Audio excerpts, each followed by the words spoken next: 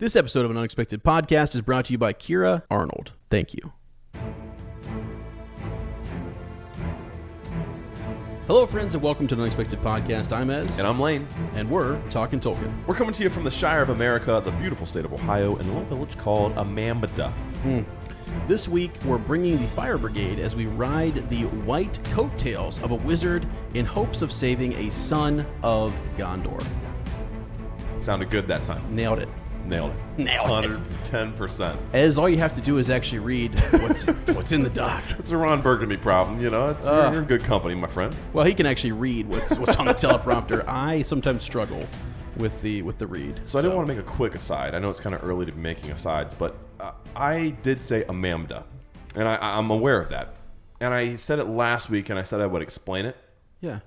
And then I said I thought to myself, let's leave it in this week so I actually can explain it because I didn't last week. And I can't remember why I said Amambada. Okay. It was something with me and Sarah talking about Amanda, and I think one of us said Amambada. And that was the story. Seriously? Yeah. Okay. I know, it's not really a page turner. It's not like a Tolkien novel or something. I don't know, but... am I hidden code, interrupting you? Something or secret? You're on camera now, you know? Yeah, so. Well, I know. That's actually... Yeah. So now you guys know that's a good point. It's like, that's a good... Sure, Lane. Why was Ez awkwardly pausing? Let's go look at the camera real quick. Yeah. No, it was a very important message from some of our patrons on Discord who... We had a bit of a spat earlier, Sherston and I. Yeah. And so I just wanted to... I didn't get a chance to clear the air there before we started the show, so we kind of hopped in the show, and there's this big fight going on, guys. You got to check it out. It's on Discord, and it's not... Well, don't check it out. I don't know. I think you caused most of the drama. Why am I shining light on negativity? I don't know what my problem is. I don't know. And it's your own, so... It's crazy. Anyways, so we are joined by a special guest today, actually. I know. We've got a celebrity in the building. We have our friend Nate Muller here. Nate is bringing video to life, making video a possibility. Remember how we've always said, if those of you watching it who can't see at home, who can't watch, now you actually can. It's pretty incredible. Scary is what it is. Yeah, it is the frightening aspect. Yeah. Or prospect, or I don't know. One of the specs, which you no longer have, by the way. No, so I didn't have to worry about the glare. Nate's got this place lit up in here. Nate would be blind right now. Yeah. With all the lights coming in to illuminate us, and if you had those glasses on, the glare would be too real for all of us. To deal, yeah. Yeah. Mm-hmm. Imagine how much more insight we're going to get into the chapter with all the lights in here. We're going to actually be able to read it. Da-ding. What's that word? Right. No more mispronunciations. What did I say? I said insights, didn't I? Yeah. What word? What did I say? No, he's like... I'm saying looking down at the page. Yeah, I'm saying... I see. There was no reason for any more I see. mispronunciations. Now you're... Wait. Are you saying now I have to... Are we on the same... What are we doing here? Let's meet, baby. Come on. Are you telling me that... Ignore all this, okay? Yeah. Look at me. I'm trying. See me for who I am. The LASIK's still settling in. By the end, that's going to be like, yeah, so, I don't know, dingus. What are you saying? Oh, I'm seeing trouble. Oh, my gosh. No, Nate is here with us. So we kind of explained it on Discord, so let's just go into it a little bit here. Yeah. The whole idea of video came from Kevin McKeegan. We got to give Kev full credit. He's like, dude, I watch podcasts as much as I listen to them. He said, why aren't you guys going to do video? And at the same time, he was formulating the plan for the studio. So when was this? Like 10 months ago, we started talking about this. Yeah. And so anyway, conversation began to happen. We were laying the studio out. He's like, you want to set it up so that you guys can do video eventually? I'm like, Kev, no one's going to want to watch us talk for 2.5 hours. He's like, you'd be surprised, Lane. He's like, you have moments, and you're a book club, so that way it'd be another way for uppers to meet you on a fortnightly basis and feel like they're in the room with you guys. Yep. And I was like, okay, so I started thinking like that makes a lot of sense. We discussed it. We were like, what do you think, man? What do you think? Yeah, it'd be great. But the whole idea of like producing podcast episodes and also video is just sort of daunting. It's a lot of it's a lot of work. A lot of work. And something that I haven't done video stuff for a long time. You are like audio god, and so I think we can. Myar. Can we say that? Myar. Yeah. Okay. Yeah, I'm getting there. Working my way up.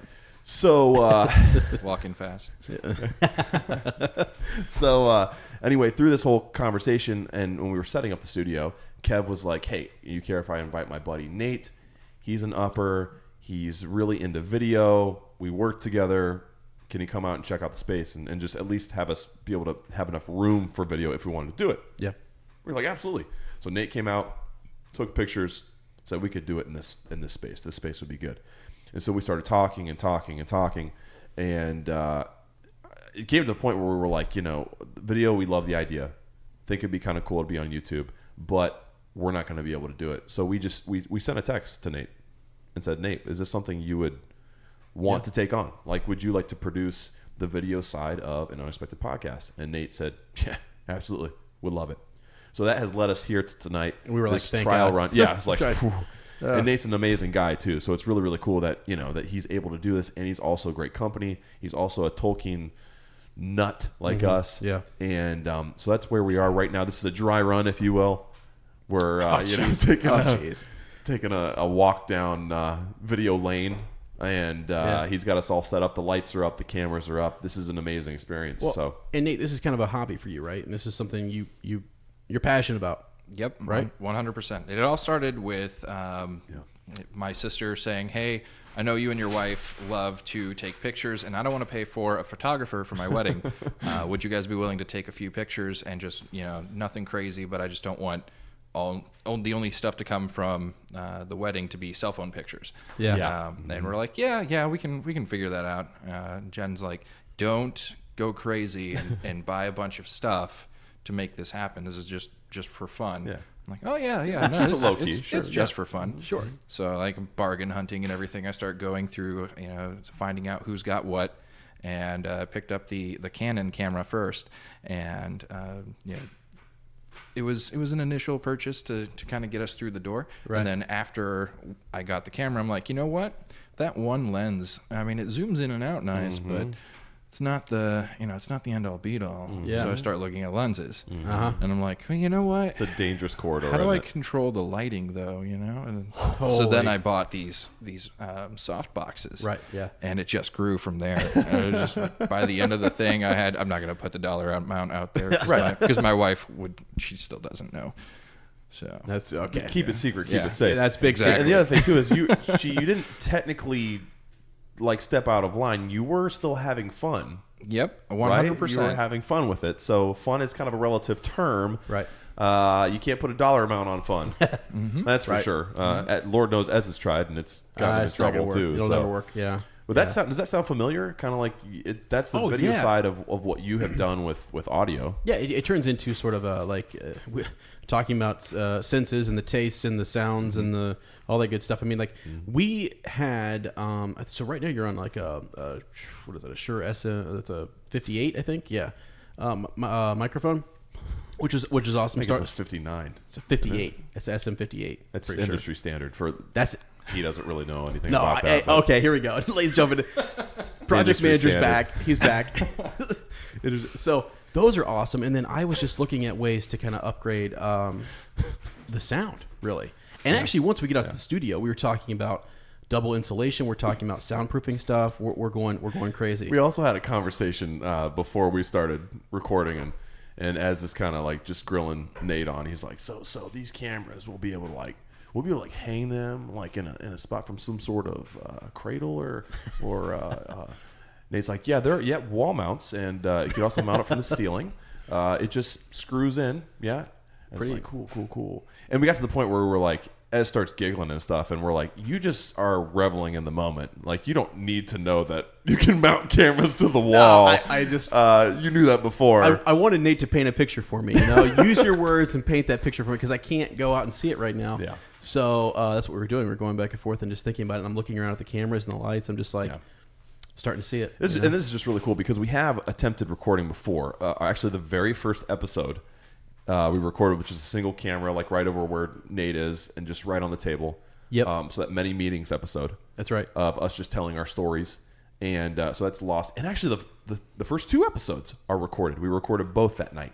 Really? I think we did. The welcome. We did the welcome. Yeah, the mini meetings. Yes. And then Chapter 1. Yeah. So that is out there. It's like lost footage. Maybe someday it's on a hard drive somewhere. Good Lord there. Oh, excuse me. Play with my cords. And then we recorded the... Folks can see that now. I know. For those of you watching at home.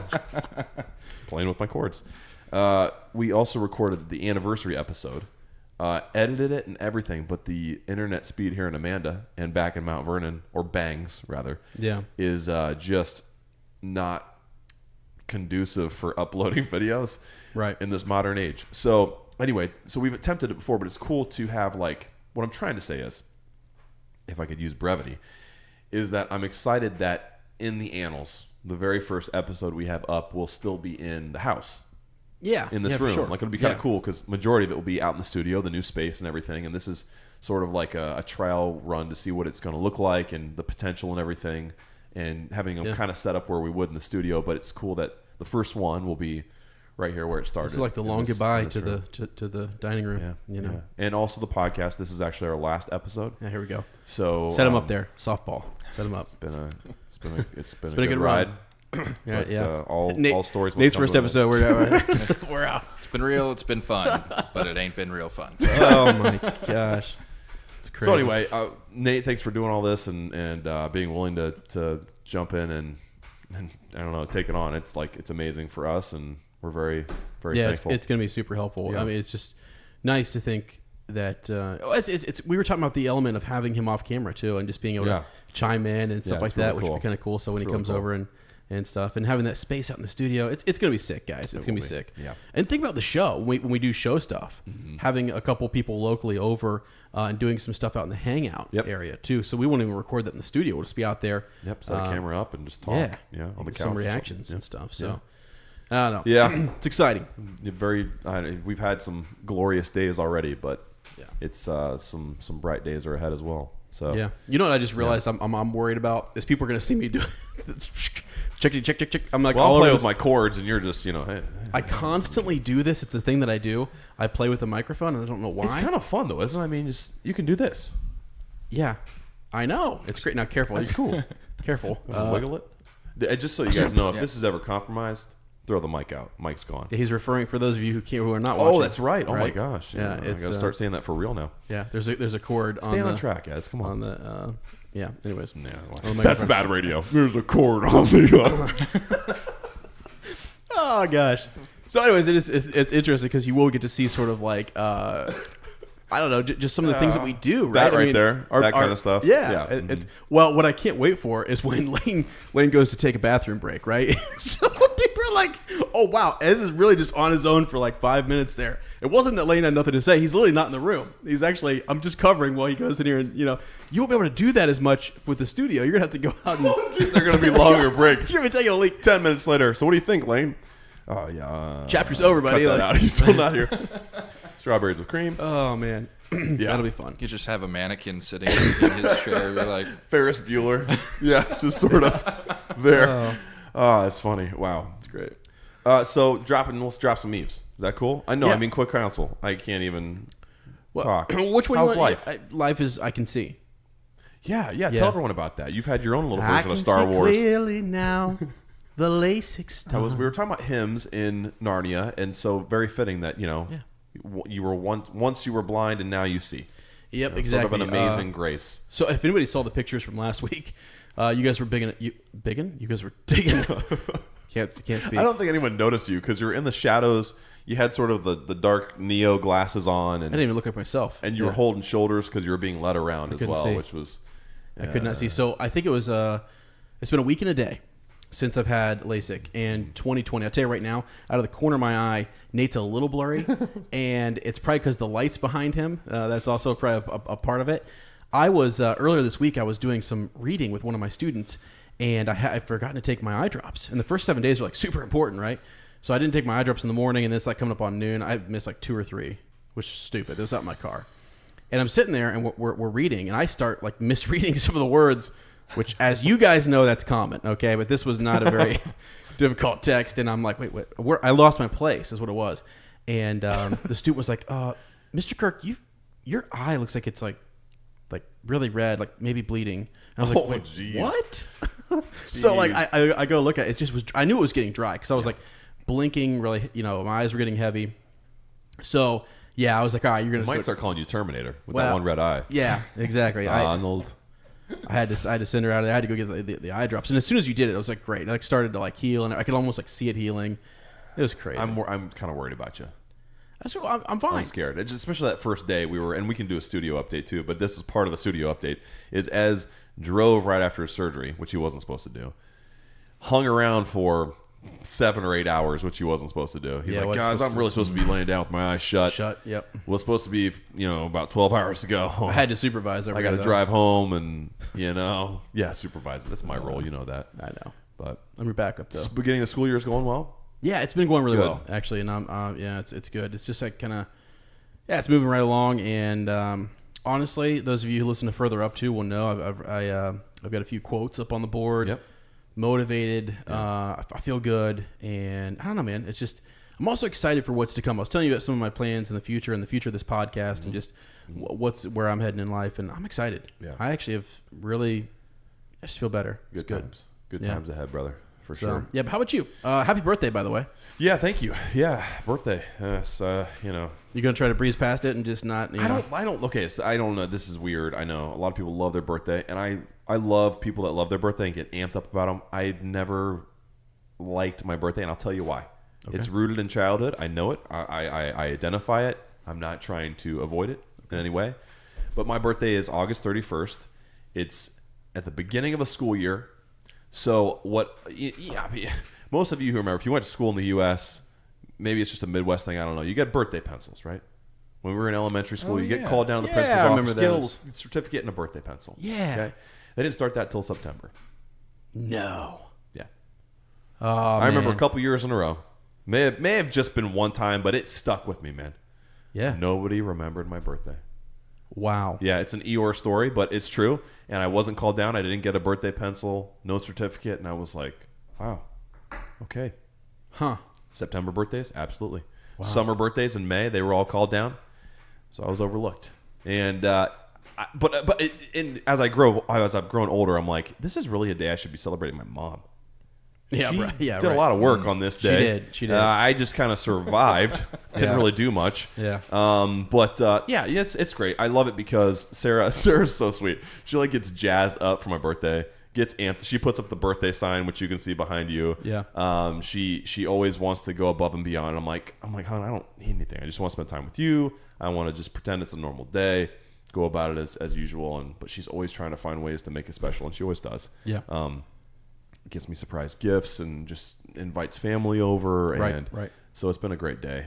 It's really cool to be ending it like this as well. And yeah. But start of school is going great. Good. Second grade is nuts. It's been a big change from what I have been doing. So I don't know if I've told you this, but like I've told Sarah, like one day will be like cloud 9.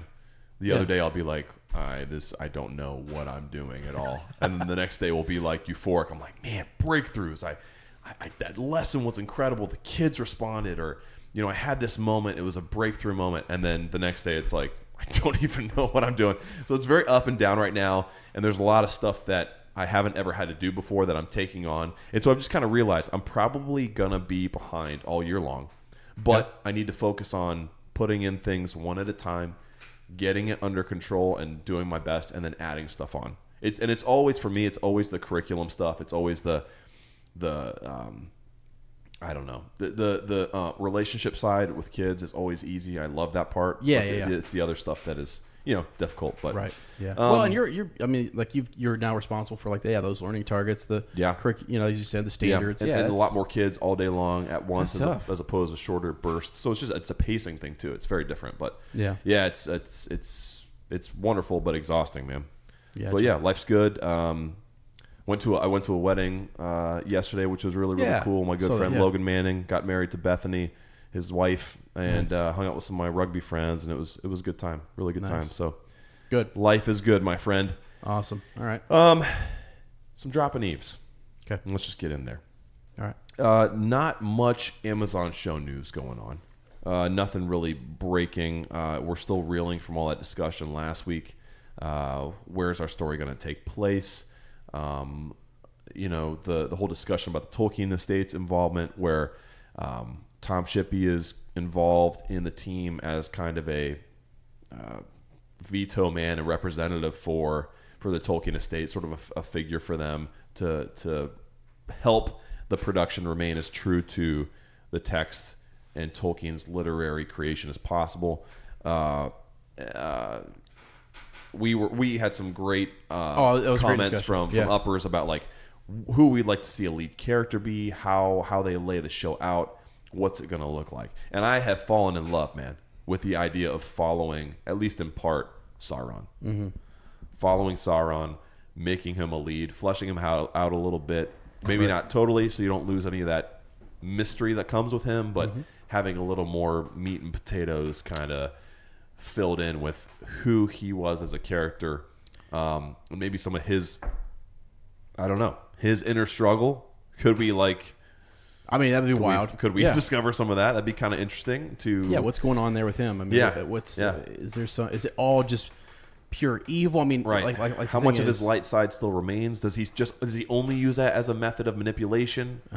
Because that part of him does appear in the Second Age, and what role does it have to play? Right. But yeah, just really cool ideas about how Elrond could work in, how could we see Galadriel again? Who would we follow? like who would be these threads? And we decided they'd have to be at the very least Elven, right? Because the length of time within the Second Age is 3,500 years. So if they're going to cover it, and then what parts of the Second Age are they going to cover? And then also the fact that their First and Third Age is totally off limits, and stuff that's referenced in the Jackson films can't be directly referenced within the show, and some of the technicalities that are coming to light, which are really interesting. So yeah, I mean, cool things to discuss. And have you had time to kind of think more about any of that stuff? I've been wondering, like point of view character, like your protagonist or whatever, who is that? I mean, when you actually read about the Second Age, it's not really, I mean, there's a couple, as you said, sort of we would have to focus on elves, really. Yeah. We'd have to focus on some of their struggle and things. And I mean, really... And I guess the Kingdom of Numenor, too, will be a big focus as well. And you could go from... That way you could go from king to king to king, and the lineage and conflict within the Kingdom of Numenor. So that I don't know. There's so much that they can do, and it's I don't know. It's nice to just be able to speculate at this point and try to think about how they're going to break it up. Well, and 5 seasons too, and we talked about 20 episodes per season. Yeah. At least that first season, anyway. Because you were looking at the one of the cast. Let's see, what's her name? Kavanaugh, right? Is her last name? I'm blanking here on her first name. Is it Markella? Yes. Kavanaugh, yep. I think was the confirmed. Well, now we were not really even sure if it was confirmed. That's what we were discussing. Like, we were like, what can we talk about this week? And there's not much juicy stuff out right now. It'll probably drop tomorrow. But we were like, who do you think that this is an actual? Well, because we saw the Wheel of Time. That's what it was. We saw the Wheel of Time characters. Like 6 actors have been confirmed as cast in roles, big roles in that series, and it's also an Amazon show.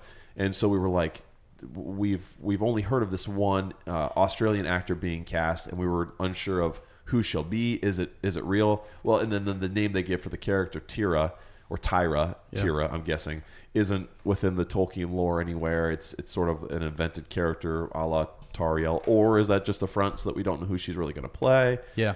Because you had mentioned Galadriel, and I was like, wow, that's actually interesting to think if we followed her a little bit. But I was even thinking like in Game of Thrones, you don't really have a like one character that is your protagonist. You're able to jump around to different regions, which you'd have to do in the Second Age, kind of. And let's take a look at both film trilogies. It's the same way too. We're all over the place. Yeah, it's a good point. And I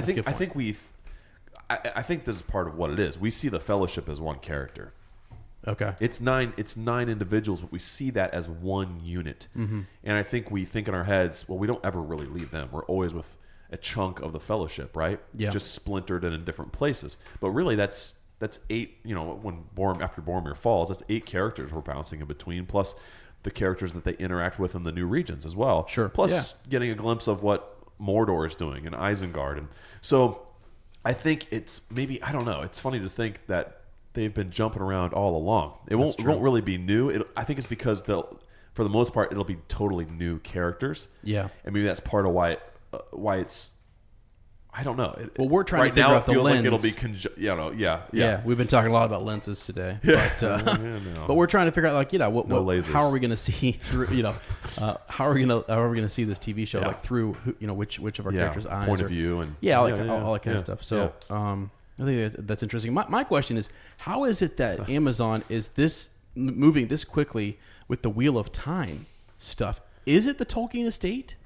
Is that what slows things down a little bit? That's a really good question. Because I haven't heard nearly. Well, I haven't been following it maybe as closely, but I'm a huge Wheel of Time fan. And I think at least the announcement of the project's Wheel of Time was after the Lord of the Ring, LOTR on Prime. That's what I thought. So yeah, it could be the Tolkien estate. It could be maybe they since Wheel of Time has it ever been brought to this kind of. Nope. What's it called?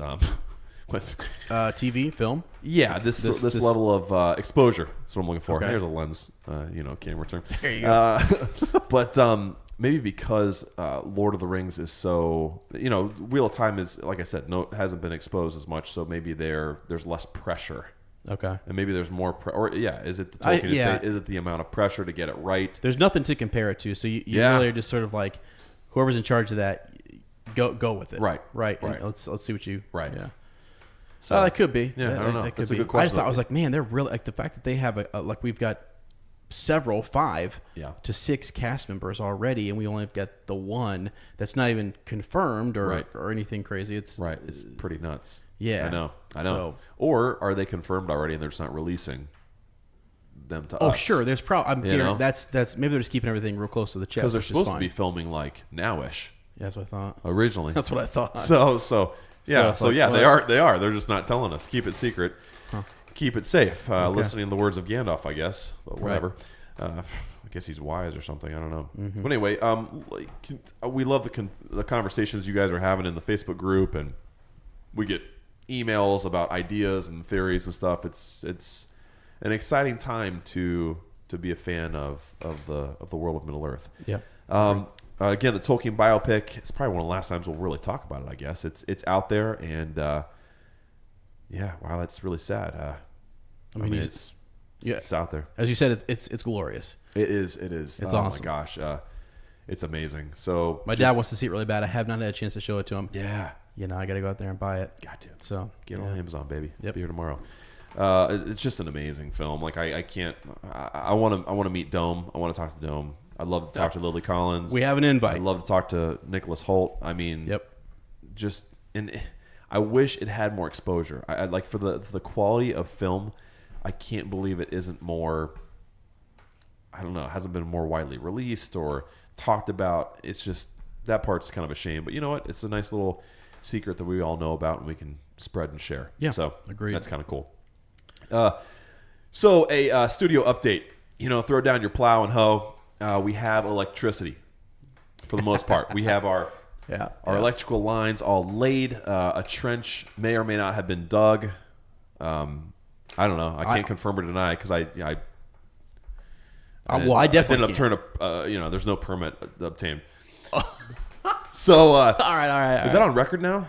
You said it. We're gonna have to black that one out. Let's get that out of here. Oh man. So we kind of repaired the Ramos Accor as well. In the meantime, it's crazy, man. That stuff you uncover about your house when you do projects. Oh yeah. There was a big old chunk of plywood leading into our basement under the house, and there was some sign of old termite damage as well. Mm-hmm. So Kevin McKeegan, Superman that he is, swept in, and he's kind of elven, isn't he? Yeah. Totally. You think so? Yeah, he is. Yeah, Nate's saying yes too. He's very elven. High elven, I think. His knowledge is crazy. I also had a broken wheelbarrow in the yard. He was like, "Lane, can we use that thing?" I was like, "It's busted. It's busted." It's like, "What do you mean?" Right. Like, it's broken. It's been sitting out and it's all falling apart. He goes, "Right. What do you mean broken?" I said, "Kevin, it's not gonna run again." I said, "It's a broken wheelbarrow. Right. Let it be, Kev." Yeah. Kev's like, "Let me take a look at it." 10 minutes later, functional wheelbarrow. Yeah. When I got there, I saw you guys using it. Yeah. Yeah, he's unbelievable. So, did you see us though? Not necessarily. I heard the wheelbarrow going past, and someone said, "Get the wheelbarrow." So, So anyway, the what was I even talking about? the update on the studio. Yes, Electricity. Electricity's out there. So we were able to repair something within the house as well, which is kind of cool. Right. Re-bricked an area and did some mortar on it, which is really nice. So, yeah, it's cool. The box is out there ready to go. The Romex is in place. We just have to run some more wiring. Next step is getting the insulation in, doing some drywall. The goal is to have it kind of roughed out by the party, so that when you guys show up, you're able to see where your support has gone. And it's been great. We were talking about it today. It seems like some of that stuff, when they were saying, yeah, we might have to dig a trench out here and run electric, I was like, we're going to run into problems. Right. There's going to be some hiccup. It's gonna, and it's like that part is done. It's done. Like the walls are up. They're up. Yep. Exactly. Like I don't know. We figured out a solution for build anything. Right. We got a solution for the garage doors. We have a great solution for that. Yeah. It's just, it's all coming together. Yep. And actually, when you say roughed out, I'm actually thinking even a little bit more. I'm thinking use all materials we have bought, and they're going to be used. Yeah. Like as in like the floor, the trim. So that's my the trusses, the horizontal studs, right? The knobs. Nate, you know all about those, man. Oh yeah, can't find them anywhere at Lowe's though, and they just won't help you find them. No. They're so rude. They like laugh at you and walk away. Yeah. It's like serious question. How are they, dude? Hey, by the way, can you imagine if someone, one of those Lowe's employees, were actually like, come to think of it, I don't know where those are. I don't know. Yeah, they might be in aisle 45. Yeah. Actually, let's go on down and look. Was Nate there when you took the tape measure in? Yeah. Were you there for that? Yeah. Everything. Nothing was up to code. It's not to code. Nothing was up to code in there. I mean, Lane was not there. Standard industry. I mean, he walked in standard. like even the doors as you walk in, right? He's measuring those. Like, guys, it's just not right. Something's not right. It's supposed to be standard, 5 point whatever. What an annoying human being. Yeah. So it's coming together. It's wild. It's crazy. The party is also almost upon us. We're 3 weeks out. Mm-hmm. Yeah. 3 weeks from exactly today to the day. So holy cow. Yeah. It's hitting us. It's hitting us heavy. We have a pretty good idea of what we're going to do for food now, which is really exciting. We've got an event or kind of a get together, a meet up, if you will, on the Friday night before, and then sort of an outing for Sunday morning, all in line. So all the agenda is coming together. We know relatively who's going to be there. It's going to be amazing. Hopefully the weather's beautiful, and we'll just celebrate like hobbits, as only hobbits can in the Shire. Mm-hmm. Poll results from last week. We talked about this a lot last episode, and we want to know how you felt about the Tolkien Estate's involvement in LOTR on Prime. This was overwhelmingly one-sided. 93% said love it. 7% said not really a huge fan. 147%. 147. Horton.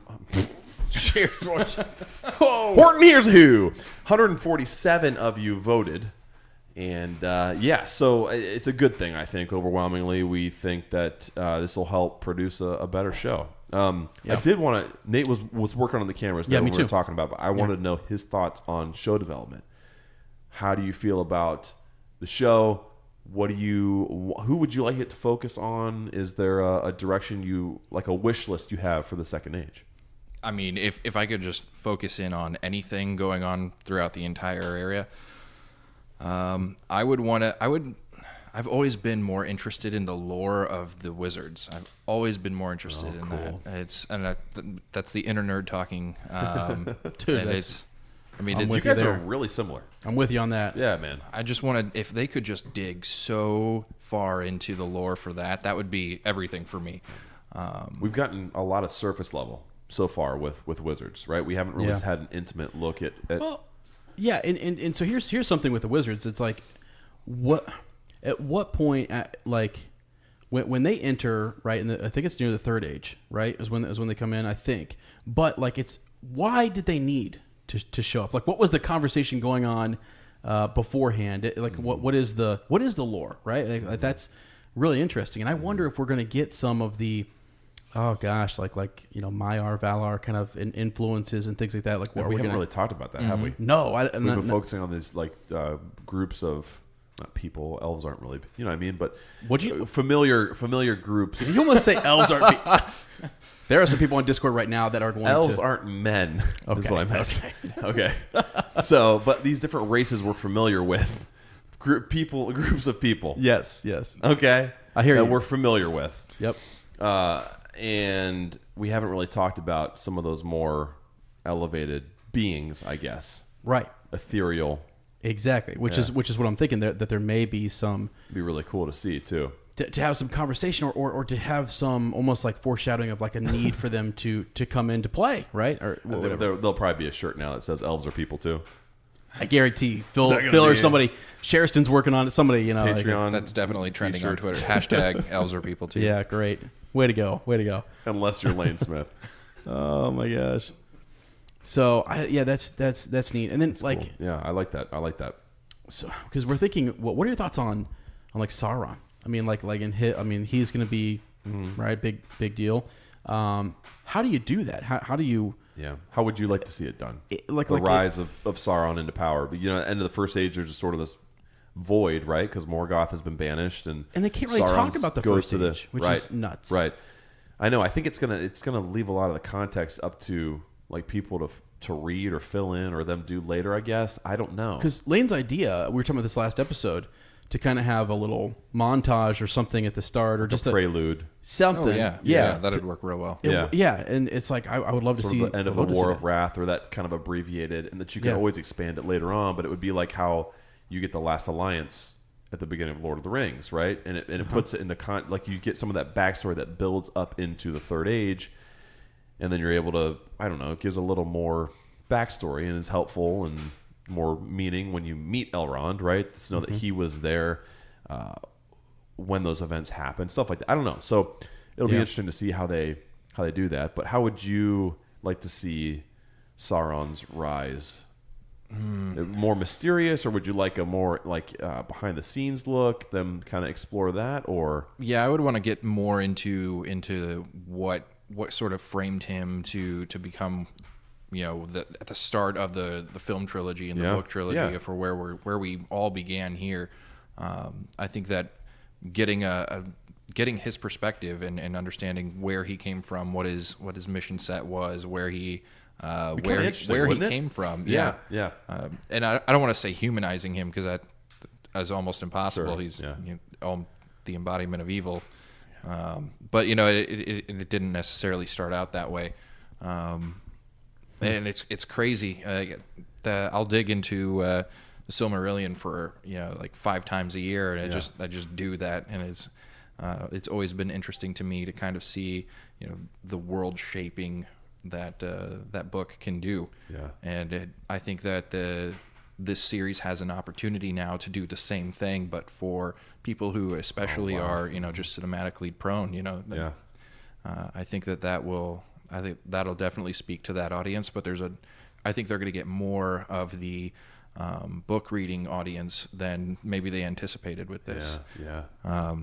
Especially as everything sort of wraps up, and the Tolkien movie just came out, and that I think that the fans of the entire saga are just going to start to pour in for this. I don't think they realize how many people are actually leaning in and just waiting for something to either go phenomenal or horrible. And that's a good point. I think, and even with that, that's a great. I didn't even think about that. Like, especially with Tolkien Estate's involvement too, you might even have more of those people who are hardcore into the literature that weren't really fans of the movies, who are going to be ready to go with this show. Like, they might be more excited and anticipating this show more than they did the films necessarily. Well, yeah, you know what I mean? Yeah, and you had said so, because you'll always get the people who love the films. Yep. You'll always get us, right? Yeah, that's for sure. But people who weren't such fans of how it may have been executed, or maybe didn't like The Hobbit versus Lord of the Rings, or the opposite, Lord of the Rings versus The Hobbit, who are heavy into the stories, right? That will be excited by this. Two things. So for some time, the Tolkien professor, Corey Olson, who we were talking about earlier, today you and I were talking about what a great guy he is, and he's pretty, just a cool dude. Yeah. Like, has been running for fun, sort of a how you would turn the Silmarillion just itself, which I know covers, a vast amount of time. Yeah. But how you, right? I mean, that's an understatement. But how you would turn that into either a TV show or into movies, and they were doing that for quite a while. That's been a while ago. Yeah. Now it's. I think now maybe he may be gearing up for something else, talking about the show. So he's a great resource. Yeah. So people like him are super amped and believe that it can be done. And then you've got those same folks who would be happy, I think, to hear that Tom Shippey is involved in this and is trying to keep everything real, keep it real Tolkien, I guess. So keen to Tolk. Yeah, that's awesome, man. Well, thanks, Nate. That's really good insight. It's just so cool to talk about this because everyone, comes at it from a different lens, has different ideas, and we know that everyone at LOTR on Prime is listening, so they're getting that's true. bi-monthly updates from the Pulse. Yeah, they are. The Pulse is here. The Pulse is here. We're the Pulse. It's you guys. Okay. Yeah. Uppers unite. I can actually point to a camera now and say, it's you. That's you. Ah, goodness. Into the reread, my friend. Yes, on to the reread. Here we go. So, wow, we are in Chapter 7, the Pyre of Denethor. Now, this is it's not a long chapter. No, it's not. Which is fine, but it's serious. Like the tone. I mean, there's some real serious stuff going on. I got I don't know if it was because you reflect on your birthday. I don't know if that's what it was, or if it's just this time of year, or who I am now in my life. But I got sucked into this chapter that I never have in any other moment in my life. I've always kind of gone, oh yeah, Denethor's gone, whatever, big deal. Yeah. I found myself with Gandalf trying to reason with Denethor, like, dude, come on, man. Yeah. Come on, don't listen to those lies. Right. Like listen to what you're saying. There's still time for you to save this, to turn back, to realize that there is hope still for us. I know. It broke my heart. Like, this chapter broke my heart. And I'm surprised. I actually didn't. And I'm not trying to take away from anything that you said, but I have always been of that mindset when it comes to Denethor. I'm just I thought it was cool when we first had the big back and forth. He and Gandalf having their little debates and almost like a battle of knowledge and wit and all that kind of stuff. Almost kind of equally matched. Yeah, which was pretty cool. So I was at least through Pippin's eyes, right? Yeah, I was like, Denethor just went up a notch or two, in my mind. But in this chapter, I mean, it was weird. Really, what I got away from, what I took away from it was Gandalf realizing that there was an enemy within that he had to fight, that no one else could see necessarily. So now that was what I mean. Again, I always focus in on Gandalf, and I love my boy Gandalf, right? But that's what it was, right? Those inner. We had demons outside that we could see, smell, touch. We were fighting, but there were some major demons on the inside that we were fighting. Yeah, I'm sorry, not to go, but that's what it was, right? Well, and Gandalf has this moment too at the end where he's almost kind of, I don't know if I think it just says he's deep in thought, right? And he's silent. He's thinking about everything that's transpired, but it's almost like he's not broken. So please don't take that the wrong way. But he feels, I don't know, for lack of vocabulary in my own little pea-sized brain, he feels broken in that moment. He's like, this is something that I thought may have been going on. Yeah. And the confirmation of it hurts more. Yep. Than just that idea that maybe. Realizing actually it was, and we might not even know the effects of the damage yet. Well, it doesn't end with this day. Yeah. The echoes will continue and the ripples will spread, and we'll see what this inner damage could possibly do. Yeah. I don't know. Like, that would be, it's interesting to see him in that state, right? Almost kind of paralyzed by what had happened. The battle is still raging down on the fields of Pelennor. Yep. And he's up there just kind of taking a second to reflect. Yeah, it's almost like this battle took a a great toll on. He really felt it. Yeah. And something that Nate had mentioned earlier, like talking about why we were talking about, like just wondering why the Astari and the wizards were sent here. Yeah. And this is one of the things that they were sent to. I mean, this is they're helping. They're supposed to aid and help men, right, in their struggle against Sauron. Yeah.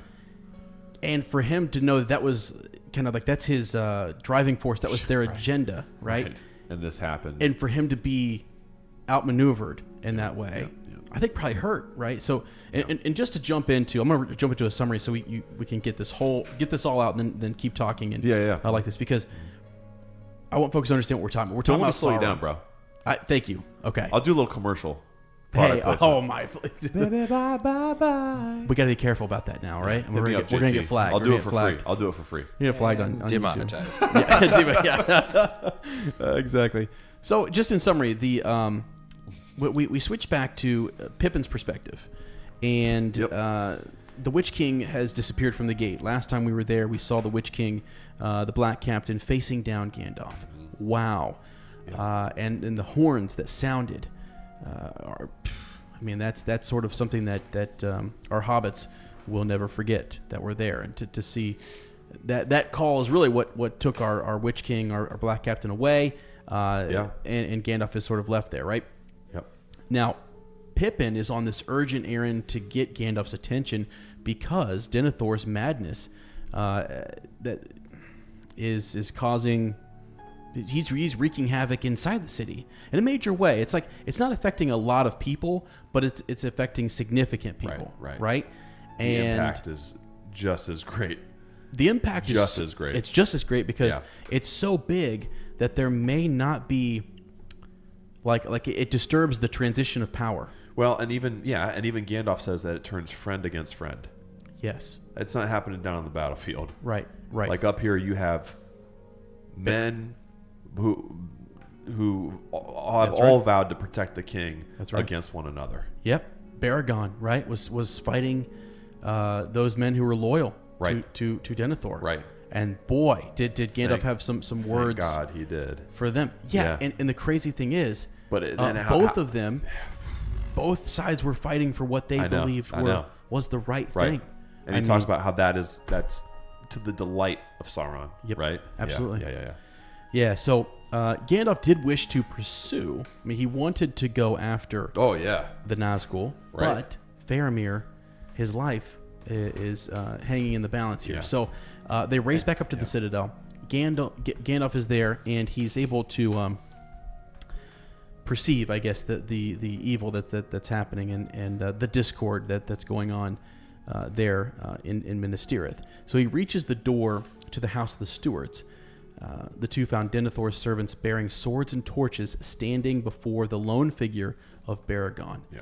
And we'll come back to that because it's crazy. Crazy. Yeah. Right.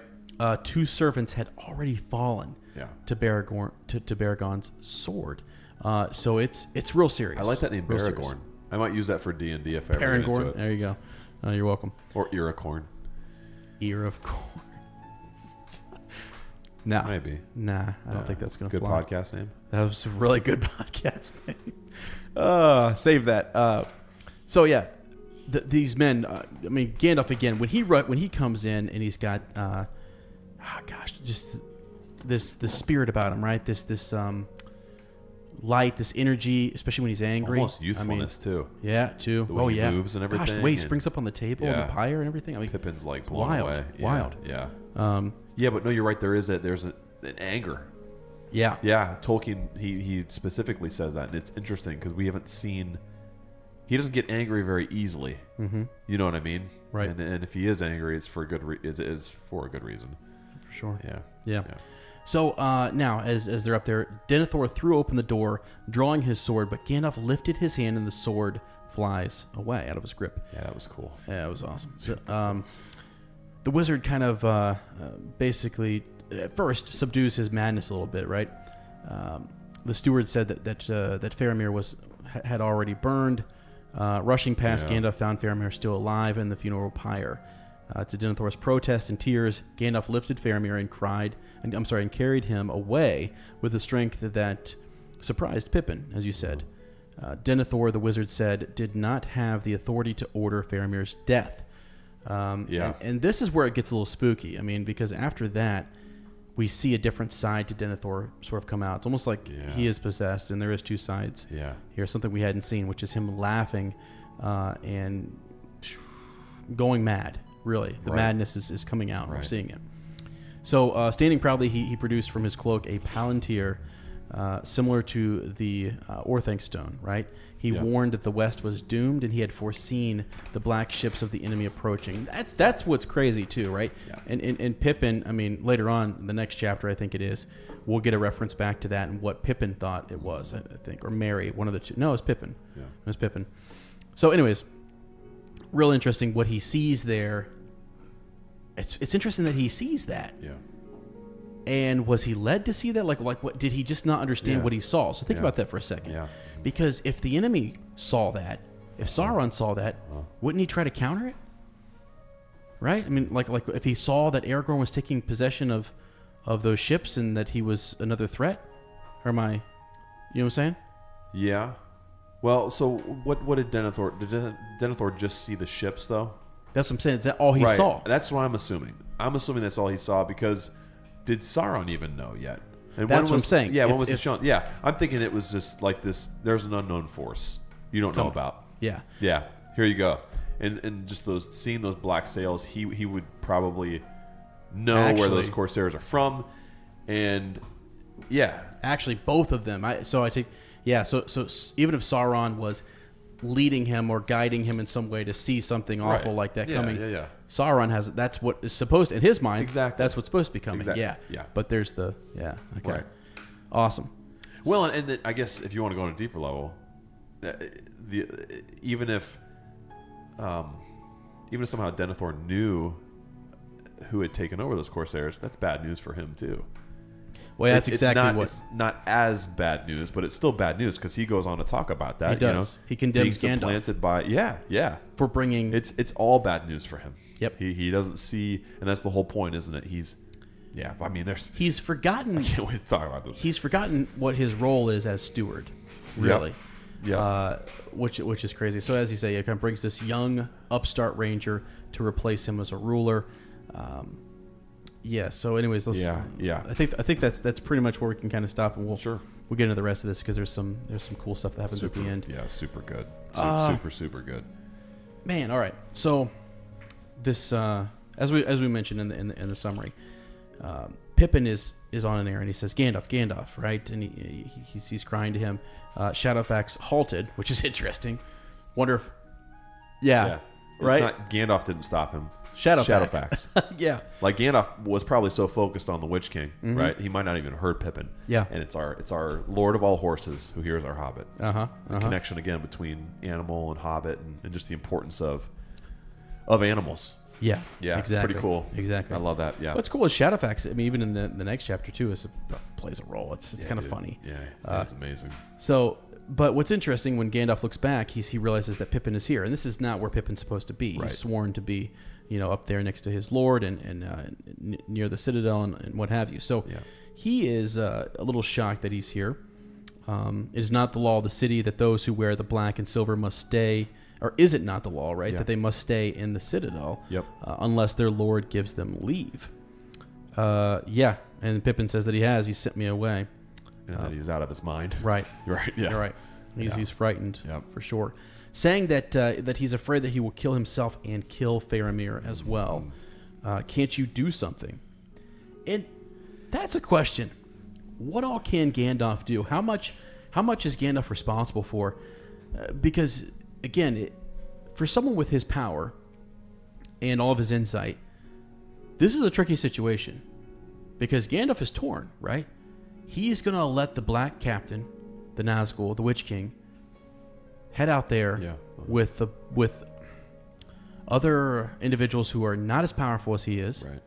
This is, everyone thinks this is supposed to be his great test, right? This is going to be another. Now that he is Gandalf the White, he already faced his great test as Gandalf the Gray. He's been sent back. Yeah. Here he is. This is going to be his great test. But when you think about it, his great test, as we said at the top of the reread, his great test is going to be how he assists and how he aids men in their fight against Sauron. So what does he do, right? Does he go out there and face down one of his captains, or does he go up and take care of, Sauron himself and fight him up in the Citadel, where he's right? Yeah. That's his struggle, and so he is he decides, because he says, Gandalf right here, look through the gate, and already in the fields he heard the gathering sounds of battle. He clenched his hand. I must go, he said. The Black Rider is abroad, and he will yet bring ruin on us. I have no time. But Faramir, he's not dead, and they will burn him alive if someone does not stop them. Burn him alive? What is this tale? Be quick. Yeah. So if Pippin doesn't show up here and doesn't mention what's going on, right? I mean, so again, I keep referring to the next chapter, but even then, like Gandalf and everyone else realizes what a big deal it is that Pippin and Merry were there and playing the roles that they played. Huge. Yeah. So, and also just him kind of detailing like what kill himself and kill Faramir is already said before, and he could have thought, maybe Pippin's just overreacting, right? No, I have details. I know for a fact that he is in the process of killing Faramir. Yeah. Before his time. Right. And just that reality and that detail is something that informs Gandalf. And again, like you're talking about the great test of Gandalf, right? And I was even thinking in this whole chapter, another great test that he passes is his loyalty to wisdom. Yep. He's constantly wise. Even in the way he deals with Denethor. Like the patience that he gives Denethor. Wise. He's not a rash. No. He's very Entish that way, isn't he? Yeah. I mean, he knows the right way to do everything. Yeah. It's amazing. It's unreal. Because at first read, you're almost like, man, I wish I would have loved to see Gandalf right out there and just swing his staff around, right. just boom, just blow out all sorts. That's what you're expecting. You're expecting a big clash battle. Right. Not the battle for the soul of. Well, yeah. And then how one person can matter, right? How much strength can lie in this family of stewards. Yeah. And really seeing long, I guess, being able to see further. They often talk about Denethor and Aragorn and these other characters, Faramir, being able to have that far sight. And Gandalf truly has that. He's able to see that this is needed. So there's going to be loss either way he goes. So which battle do you pick here? Right. But Pippin gives him the summary that he told Baragon, right? To be on his guard and to help out in any way that he could. Right. So let's see. So Pippin poured out his tale, reaching up and touching Gandalf's knee with a trembling hand. Can't you save Faramir? Can't you save him? And again, too, man, you've got. I don't know. Like you talked about the importance of Merry last chapter, the importance of Pippin here, and how it's this Hobbit. It's so funny how many times like Gandalf went to the hobbits to wake something up Tookish inside of them, or ask them for help, or plea with them to do something that only hobbits could do. And here you have a hobbit pleading with a wizard, and motivating him and giving him the information he needs, and maybe even the motion he needs to stay true to wisdom and do something only he can do. Can't you do something? He's got to be, like you said, Gandalf has to be thinking the same thing. Can I do something? Where, and like you said, there's going to be losses either way. Where am I needed most? Right. Well, I mean, exactly. It's like, yes, he can do many things, but what can he do that others can't do? And what was he sent here to do? Right. So, I think that's. And he's also thinking in the back of his mind too, right? Like, Aragorn's still out there. It'll be a long time before he gets to the top of Minas Tirith. I mean, like basic Butterbur level thinking here is. He's got that in the back of his mind too. That Aragorn is still out there. That hope is still there. Who knows when he'll be coming, and he'll come through the battlefield. So that is yet before them, and that's going to take a lot longer, probably than this. What's going on up at, in the what is it, the tomb, area with the pyre. So Well, so here we go. So Gandalf's answer is that maybe I can, but if I do, others will die. that there'll be great death either way, as we said. Yep. He says, but I must come since no other help can reach them, and evil and sorrow will come of this. Even in the heart of our stronghold, the enemy has power to strike us, for his will it is that is at work. So this is something that's been long planned. Yeah. Really. I mean, you think about the access that Denethor has had, and how many times maybe he's used the Palantir, and how many times he's been trying to. Oh gosh, I mean, I'm sure at first, right? Anyone's use of that would be, he has good intentions, and also, in his defense, he doesn't see a return of the king. We haven't seen it for years. No. Why should he believe that one is coming? Learn later on, even the very fact that a king would return, he despises the line of Isildur. Mm-hmm. He doesn't care. Like that to him is just going to be another letdown, another downfall. Right. And we also learned that for a long time he didn't use it. That's true. He knew of it and he didn't use it. That is then true. It was it's a secret. Yeah. Air quote secret. Right. And then stewards. he vowed he never would. Kind of a yeah, right. It was kept only to their knowledge that this was even available to them, and for a long time he was faithful and didn't use it, and that's what makes this what happens at the end all that more tragic. Is you see that like Denethor was, I don't know. I think in the films we get a very abbreviated, easy to hate character. He's just he's a crazy nut job who has issues with, like showing his son's love equally, and here we get such a more fleshed out character with a deeper backstory that makes him more pitiable, almost a character you're rooting for. Yeah, like to come back. Yep, agreed. Right? That's why books are always better, right? Oh yeah, well, yeah. So, he's making his decision, and as he starts to, we hear the men of Rohan are there, right? Everyone's very pumped and excited. There's a new energy about them. Prince Imrahil is excited and is trying to get Gandalf right to gather their strength and basically to go out and support. Yeah. Right, the Rohirrim. Yeah, and so which King, also King helps Theoden. his decision making too, doesn't it? Yeah, it Rohan's does. Here. Yeah. Okay. Really. Yeah. Yeah. You'll need many men and more. I think is what he says. Yeah. Right. It's just every man and more. So. So he decides to. Yeah, but I have an errand to Lord Denethor that will not wait. Take command in the Lord's absence. That's something Prince Imrahil actually takes charge for quite a while. Yeah. So this chapter and next, I think, is kind of a big deal. Yeah. He is a big deal. He's a boss, dude. I love it. Yeah, he's a boss. I see why character. people love him, and he can be one of and his knights and stuff, and just like they inspire. Even though they weren't as many in number, coming from Dal Amroth as we thought, they super inspire us. Big time. So big time. Okay, but now Gandalf has to ascend up to the citadel there, and we know that darkness, right, evil lay before them. And despite this whole almost hope that Middle Earth is showing, the glimmer of the morning and the light of the sun, right, which we remember from the Battle of Pelennor, we catch a glimpse of that as well. That's right. The riders, the light starts to shine through and break through the darkness, and even though this is happening, Gandalf says darkness is passing, but it still lies heavy on this city. Yeah, so literal darkness is sort of, it's breaking a bit, but there's an unseen darkness that is here, very real. We got to go deal with it.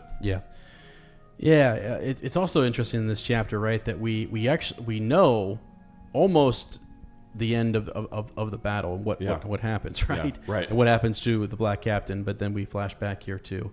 Right. And isn't it, I want to talk about that at some point. So like Tolkien obviously put this, he obviously decided the order intentionally, right? Mm-hmm. And I think he's doing something here that, because you would think, oh, you put this one before, what happens here isn't as important. It's all about what happens out on the battlefield. But really what he's doing is he's showing that moment at the end with Gandalf is so much more powerful, because we see that this really was a big deal. This was as big of a deal as the battle. Yep. Right? This inner turmoil, this like corruption and the lies that Denethor was fed and then chose to believe is as big of a deal as a battlefield where thousands and thousands and thousands wage war. Mm-hmm. Yeah. Well, exactly, and maybe even because I like what you said there, but to take it to a small, well, to hone in on something here, this line of stewards, this family, is about to end. Yeah. And it's a really important line, and they're great leaders. Right. And so they've been in charge of the city, and this is again kind of I'm jumping ahead here, but like it's very important to Aragorn later on that the transition be done right. That this be set up the right way and everything. That's actually why. And that they're still around, but their role is more in the exactly. A different role. A different role. But for a while, and again, I think it's relevant, so I'm gonna do it. Like Prince Imrahil is actually in charge because, I mean, yeah, it's just crazy. Like the return of the king is it's such an important thing, and it has to be done in such a manner. And it's interesting how Aragorn does it. So I can't wait to talk about that later, just because he's so sensitive to the return and to the people who are there and those who have been in power and who have been running Gondor. That it's that's why he is who he is. He is who he is, and that's why he's king. So, but yeah, as they run up the stairs here, and as they head up to the citadel, they find no guard. Pippin is hopeful that Baragon has gone and is doing what he told him to do and trying to protect Faramir. Yeah.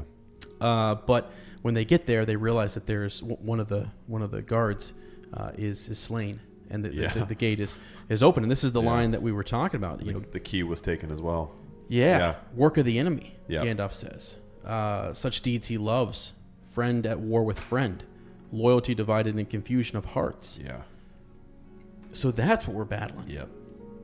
In here. So now he dismounted and bade the Shadowfax return to his stable. For my friend, he said, you and I should have ridden to the fields long ago, but other matters delay me. Yet come swiftly if I call. Yeah. So off goes Shadowfax. They head. Let's see. So we move in a little while here, and we're heading into what will be the steward's house, essentially, and into the citadel. Suddenly the silence was broken, and they heard below them cries and the ringing of swords, such sounds as had not been heard in the hallowed places since the building of the city. Wow. So the war that's raging, I think, right? And some of the, and even the war within and the war without. You imagine the sound that was causing. So I love too, just before that too, the imagery of talking about as the light grows, the tall columns and carven figures beside the way went slowly by like gray ghosts. Just what you were talking about too, that fading of an old way and a new redemption, a new order is about to be put into place too. Fading away like gray ghosts. Just that little subtle. He didn't have to say any of that, right? But that even just the world they're in is reflecting what's about to happen. That's layers, man. It is layers, bro. Tolkien, that is just layers. Like made of onions. Good old onion stew. Yeah, the Tolkien Onion podcast. Here we go. I'm right. sorry, I got you. Yeah, no, you're fine. You're fine. So the servants of Denethor. That's what I just said. You did. We're there with their torches. This is where we see Baragorn. Third time I've said it. Baragon. Clad in black and silver, the citadel. He held the door against them. Two already had fallen to his sword. You say the third time you said it? I think it's the second or third time I've said it. Okay. Just be careful. 3, there's power there. There's power in 3. All right, okay. Watch out now. Watch out. 3's company. Gandalf does say stay 3 times, right? To stay the madness. Good catch. I like that. There's strength in that number, man, you know? Yeah. Man, it's just can you imagine like walking in to see what they see too? Well, yeah, you have. I mean, at this point too, Denethor has busted out, and he's basically commanding that his servants slay this renegade. Yeah, and to take him down. I mean, it's just complete madness. Yeah, it is. So and the confusion there. I mean, it's just such a. I mean, even for when Pippin was leaving and talking to. Almost did it again. Baragon. Thank you. Yeah. I don't want to do it a third time. Not that quick. I don't want to make it till later on. You know what I'm saying? Is that Shadowfax? But when he said, like, when he's talking to him, it's tough. They don't know. He doesn't know what to do here. You listen to a halfling or to a hobbit. Yeah. All of them love Faramir, and I think they know sort of the character, the nature of Denethor and Faramir. Yeah. You know, Right. even Boromir. So Right. if there's a chance to save Faramir, that's huge. That's Right. that's the future of your city. Yeah. So I think that's one of the reasons why. Because Baragon. Now I can't. Now I'm thinking about it too much. Baragon. It's pronounced Barahan. Hanberry Han, baby. Baragon is he'll go down as the person who saves Faramir. Yeah. Really. Yep. Without him, he would. And Yeah. he's Yeah. so he's a big Gandalf deal. makes that very clear. Yeah. What is this, my lord? Said the wizard. The houses of the dead are no place for the living. Why do men fight here in the Hallows when there is war enough before the gate? Or has our enemy come even to Rothdinan? I said I that. think so, Dina. Yeah. Yeah. Isn't it cool? So we go back to that when Denethor's sword was thrown from his hand from Gandalf. That's like a force push, dude. Yeah. Did I miss that? Isn't that wild? I think it was the last paragraph. Ah, yes. But isn't that crazy? That's why you love him so much. He uses the force, bro. Yeah, he does. He does. Yeah. Yeah. Does he even? What's the gesture that Gandalf makes? Does he do anything? He lifted Comes up in his like hand. a white light. Yeah, lifted his hand, and in the very stroke. Yeah, just lifting up his hand. So that's all he does. It's a force push, bro. It's a force push. Boom. Was there lightning? There've been no. No, not from not him. with Gandalf. No. But great anger. I love that how he puts Although that in there. there was lightning in the Fellowship. Yeah, there Remember was. that on Weathertop. Yeah. Anyways. And in the films when he's battling the Balrog. Yeah. Oh yeah. So maybe. Okay. Okay. Yeah. So Yeah, sorry. That's fine. People can now see exactly what's happening when we get off track. It's my fault. It's great. It's Nate's fault, actually. To be honest, it's Nate's fault. So That's fair. Yeah, that's all right. Thank you. It's merely fair. Wow. That was good. Okay. That was stupid, actually, but No, okay. name We're your here. podcast. Let me get us back on track. Go here. for it. I don't even know how to do this part. I only do this and further up. Oh my gosh! This line that the wizard has here, that Gandalf has. What is this, my lord? The houses of the dead are no places for the living. Yeah. Houses of the dead are no place for the living. And later on, we learn about this place where Faramir will be taken, houses of healing. Mm-hmm. Yes. Just an interesting play on the houses of dead and the houses of healing, and what is happening here. Faramir's not in the right place. Right. He's not in the right place. Right. And that's an issue. There's an argument about whether he can command his own servants and that kind of stuff. And as we said in the summary, you cannot command or order Faramir's death. Right. That's not something that you can do. Right. That's Within not, his- so. yeah. I mean, Denethor could go on to argue otherwise, but it just goes against the morals are the laws of man. I mean, that's just it's just not. Yeah. So he's there to kind of protect him. He says, "Where is your son Faramir? He lies within, already burning. They have set a fire. Set a fire in his flesh, but soon all shall be burned. The west has failed. It shall all go up in a great fire, and all shall be ended. Ash and smoke, blown away on the wind." So he is not seeing any hope. We've been talking about hope for 2 chapters now. I know we have. And why can't Denethor see really, it? this entire book, this Return of the King, hope again. Sure. No hope. Where is our hope? Hope is coming. Just all this, also too, I think about how Denethor's vision and judgment has been clouded, and all of this. There's ash. We just read about shadows, gray, smoke, all of these things that disturb any kind of clear vision at all, too, right? Just that imagery of destruction. I mean, he's using it as destruction here, but I'm thinking he's not seeing clearly. He is being influenced. He's being fed these lies, and he's buying into it. Yeah. It's sad, dude. Well, here we talked about him being feeds the madness. Yeah, and we talked about the possession that's happening and what's going on. Yeah. It says that Denethor is kind of walking in like a trance.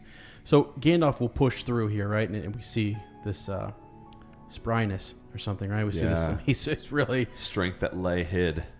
And why does it keep mentioning? I can't remember like that. There's this gray mantle about him. Yeah, he's not Gandalf the Grey anymore. I know. But is he cloaking himself in some way, or what's going on? Maybe. I just have noticed that the last couple of times that I don't remember. And then if you remember, he still has that kind of grayish, in the films anyway, he still kind of has like a grayish cloak that he has. I don't know. That's an interesting point, isn't it? They keep bringing it up, and I've seen it multiple times. It's almost or is that just like more of an air about him? Maybe. I don't know. Yeah, it's interesting to me because I'm like, why is he not? It's almost like he's doing the opposite of what maybe Saruman used to do. Yeah. You know, although he's Gandalf the White, he's not flaunting it. Yeah. He's not showboating. There's no hubris. Yeah. It's sort of like as needed, it comes out, and he uses it. Sparingly, I guess. I don't know, because that's his charge. He's being responsible. Sure. I think. So, Denethor started as one waking from a trance, and the flame died in his eyes. Oh my God! And he wept, and he said, "Do not take my son from me. He calls for me. Do not take him." Because that previous line is, but as he did, so as Gandalf is taking him off, Faramir moaned and called on his father in his dream. And how that is what breaks him from that trance. Yeah. Wow. Like remembering, this is my son. Right. Oh, my goodness. This is where I kind of lost it a little bit. I started to get a little emotional. No, it's reading this part. Well, what breaks the power? What breaks this trance is the love that Faramir has for his father and that connection and wanting that comfort that was there. It's so sad because it makes you think that how long has Denethor been? I wish we could have seen him when he had both Boromir and Faramir. Yeah. Right? Yeah. He was a different person, I'm sure. Yeah. Before he was using it's like a drug. Yeah. I mean, seriously, it's like, and before he's being influenced. He was looking and seeing. Yeah. Yep. So I don't know. It's sad. It almost brings him back to his senses. But this is where Gandalf starts giving him these chances too, right? Mm-hmm. These chances to come back, which just again the wisdom of Gandalf, the patience he has, like and the trust that he puts in men. Yep. He says, he calls, said Gandalf, but you cannot come to him yet, for he must seek healing on the threshold of death and maybe find it not. Whereas your part is to go out to the battle of your city, where maybe death awaits you. This you know in your heart, right? And it talks about when we first meet Denethor that he's dressed for battle, right? He's got his sword on his side. He's like this guy who's was ready for war, right?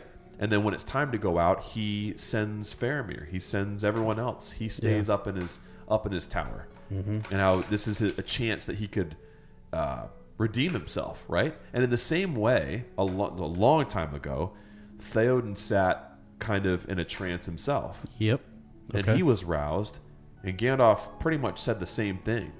Sure. And he chose to go to battle a few times. Yeah. And that's how he entered into the realm of his forefathers, not being ashamed, like having earned this glory on the battlefield. And this is Denethor's chance to do that. So that very same thing. So Gandalf giving him counsel, even though Denethor doesn't want his counsel, and saying, this is how you can do it, man. This is how you can make it better. Yeah. That's how you redeem yourself. That's how you get your son back. Did you mention also that that's what he said to Saruman? No, but right? Yes. Yeah, right. Yes, he does. He's always giving people the chance. He's all about restoring. Yeah. Restoring, dude. Yep. Big deal. Yeah. And so he's beautiful, isn't he? He is, and that's the chance that he's given here, but he doesn't take it. He's too far corrupted. It's almost too bad that I mean, Faramir is not in a state where he can talk to his father. I often think, just that little... Would that have changed him things? calling out to his father, when... Because he's under this influence as for quite some time. Right. And I bet it was his sons who kept him, you know what I mean? Yeah. Kept him grounded or kept him... But then you also have this thing with Faramir, right, where doesn't he call him the wizard's pupil? Yeah, he does. Later on, too. Yep. Well, he did earlier, and then he does it's here. Like he's so divided now, he's so split that yeah, I don't know. Well, here's what happens, right? So he says, "Come, we are needed. There is much that we can yet do." Then suddenly, Denethor laughed. Yeah. He stood up tall and proud again, and stepping swiftly back to the table, he lifted from it the pillow on which his head had lain.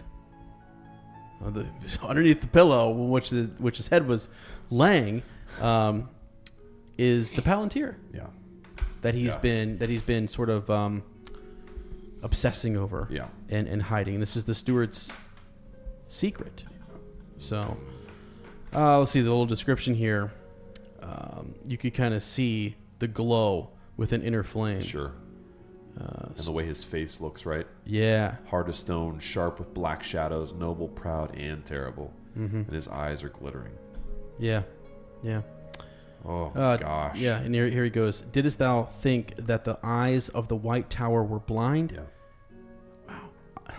Nay, I have seen more than thou knowest, grey fool. For thy hope is but ignorance. So again, this is where we talked about what he's seeing. And he's saying, go forth. Go fight. There's no hope. There's no way. It's vanity. Vain to do so. Even Aragorn had a great struggle, right? Yeah. Had a great struggle, and it took a lot of power to not be pulled under, and to not have Sauron influencing and corrupting your mind and putting in these dark thoughts. Yeah.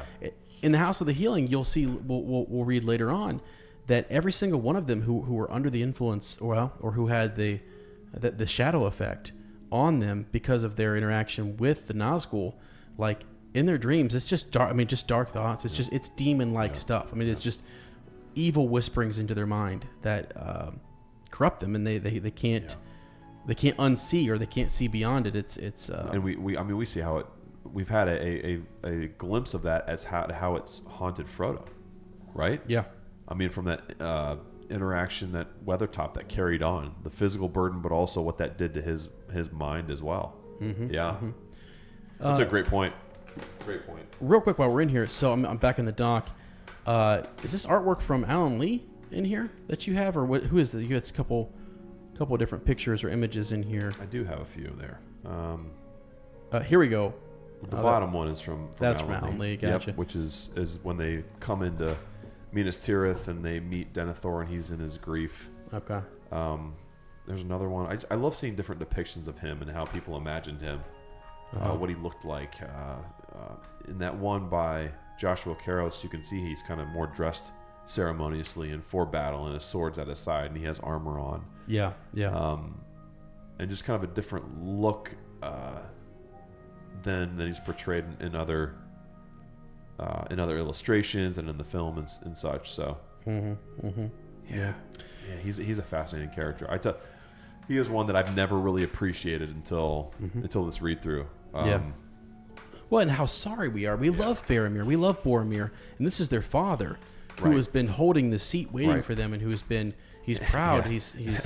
I think the whole thing is it's just like it's such a shame because this didn't have to go this way. Yeah, I think is that's why it's even more tragic. Is even now he's getting chances to fix. A lot of damage has been done, obviously, a lot, but Gandalf is showing him that there is still hope.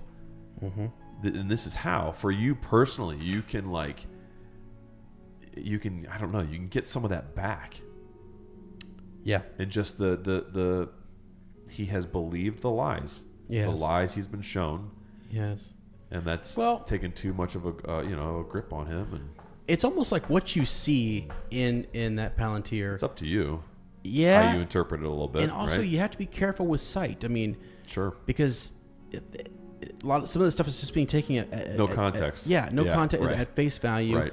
And I think back to Galadriel's mirror and her warning of what you could see, and people believing there is a Palantir in there as well. I love that. I know. I know people say it's absolutely possible, but I like it. I think it's very creative. Yeah. Yeah. So anyways, what he sees is this fleet moving up the Anduin. Yeah. And that's really what is, I think in his mind, although all these other great deeds are going to be done, it's the arrival of the fleet that is going to be the undoing of... They have no counter for that. Nothing. Yeah. And he can't see beyond the sails, really. Can't see within the ships. Yeah. Yeah. So, let's see. Gandalf says, such counsels will make the enemy's victory certain indeed. Yeah. Hope on, then, Denethor laughed. Hope on. Awful. Thy hope is to rule in my stead. Yeah. So, this is interesting. He starts to talk paranoia. about. He starts to talk about how Gandalf is maybe trying to be the ruler. Yep. Behind every throne. Yeah. Right, and how basically he wants to rule but not sit the throne, and how he manipulate. He wants to be a puppet master. Exactly. The person who he's bringing in, this ranger, Aragorn, is one of his pupils, right? Is someone that he's going to put into power. Which is funny because it's kind of a perversion of what Gandalf does. He does give advice. He does empower individuals, but it's so that those individuals can do the right thing and make the world better through their actions, not through any kind of control of his. Mm-hmm. Right? So there is kind of like almost a strand of truth in what he's saying, but it's being twisted, and you can see how influence from the Dark Lord would take a bit of truth, mix a little fear in there. Yep. And it becomes something totally different, and paranoia feeds into it, right? He feels threatened. He feels like the only reason you would give me any kind of counsel that would sound good is so that you can take my place or find someone to take my place and kick me out, because the stewards aren't supposed to, in the long game, we don't end up in charge of Minas Tirith. Yeah. We're only a Band-Aid, right? Yeah, right. The legends and the songs and everything, the great... all that greatness belongs to the kings. The kings. Yeah, and it's in our rule, if you will, or stewardship is coming to an end. Yeah. And he doesn't like that. I mean, it almost feels, it's almost like a sense of, it feels like he's been, like that line has forsaken or has not been around. Remember, there's a great, back at the Council of Elrond, right? When Aragorn has to kind of talk about what he and his people have been doing. Yeah. And that he doesn't doubt what Boromir and the strength of Gondor has been right there at the enemy's gate. Yep. Dealing with things there, but they've also been fighting another fight. Yep. So it's just, you wonder. Everyone thinks their battle's the most important. Sure. Well, that's the whole thing going on here with Gandalf, right? Is that like you would think the battle outside is way more important. Sure. But no, to save Faramir and to try to save Denethor is huge. Yeah. So. And that's what Gandalf says, right? Or I'm sorry, that's what Gandalf says. What then would you have if your will could have its way? Yeah. Denethor says, I would have things as they were in all the days of my life, and in the days of my long fathers before me, to be the lord of the city in peace and leave my chair to a son after me, which is just crazy to think about. And he says, I just think the wisdom there too, and selflessness that Gandalf shows when he says that. Well, what do you want then, Denethor? Yeah, what do you want? If you had your way, how would you see it? And he spells it out. Like that is the root of all of his decisions. I want it to be how it used to be, the good old days. Yep. Where we're in charge and the glory of the stewards is lived out. Yeah. And he wants to pass this on to his son. And so the irony is that Sauron is working on him to take the life of his own son. Right, yeah. And so there will be nothing left at that point except for his own demise. We missed there's a line where Gandalf kind of talks to him about not having the ability or shouldn't be able to or shouldn't want or desire to take his own life, and that was something that the heathen kings of old had done. Yes, yep, right. Yep. So that was back a few paragraphs, but anyways, he's so he's wanting to return to those times, but he says that he wants a son, though. He's referring to his son here that will take his place, who was his own master and no wizard's pupil. Right. Yeah. So, but if that can't be, then right. doom, Right. all of it just goes to doom, death, despair sets in, all of that. Yeah.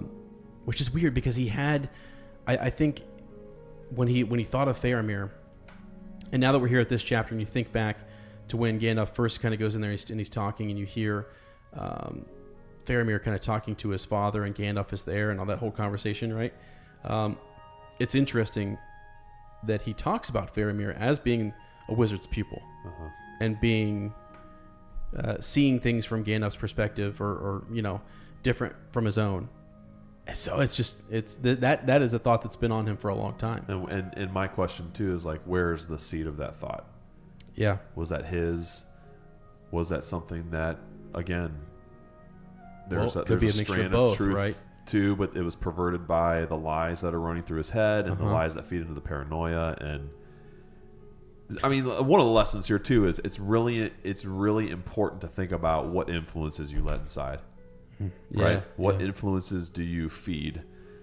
Everyone has these, I'm convinced everyone has like flashes of thoughts that aren't their own, that are not good. Yep. We see Aragorn have doubts. We see Gandalf have doubts. We see Frodo struggle with doubts. Yep. Right? Thoughts that don't come from those characters. Yeah. They're shot in there just because there's evil in this world. Yep. Right? And it's, what do you decide to fight against? What do you decide to feed in the end? And that's part of it, right? Is Denethor gave into these. He like the pressure built up, and he either didn't know how to fight it, or other things distracted him or took his joy. Like losing Boromir, I'm sure was a big blow for him too. Because now, like you said, the only son I have left is a wizard's pupil. Right, and he, right. If he would have had Boromir, I think he would have still seen that vision of passing this on to him. Yeah. Maybe even it seems like they've been giving up that Palantir. Yeah. From father to son for a long time. Yeah. Right. And how long has that been? That's something to give up. I mean, maybe they don't use it. Right. That's part of the thing. And maybe Denethor just noticing that the hour is growing late, and that darkness is spreading. Of pressure on Denethor, man. A lot of pressure. Use every tool that you have at your disposal. Boromir also, that's part of his temptation, right?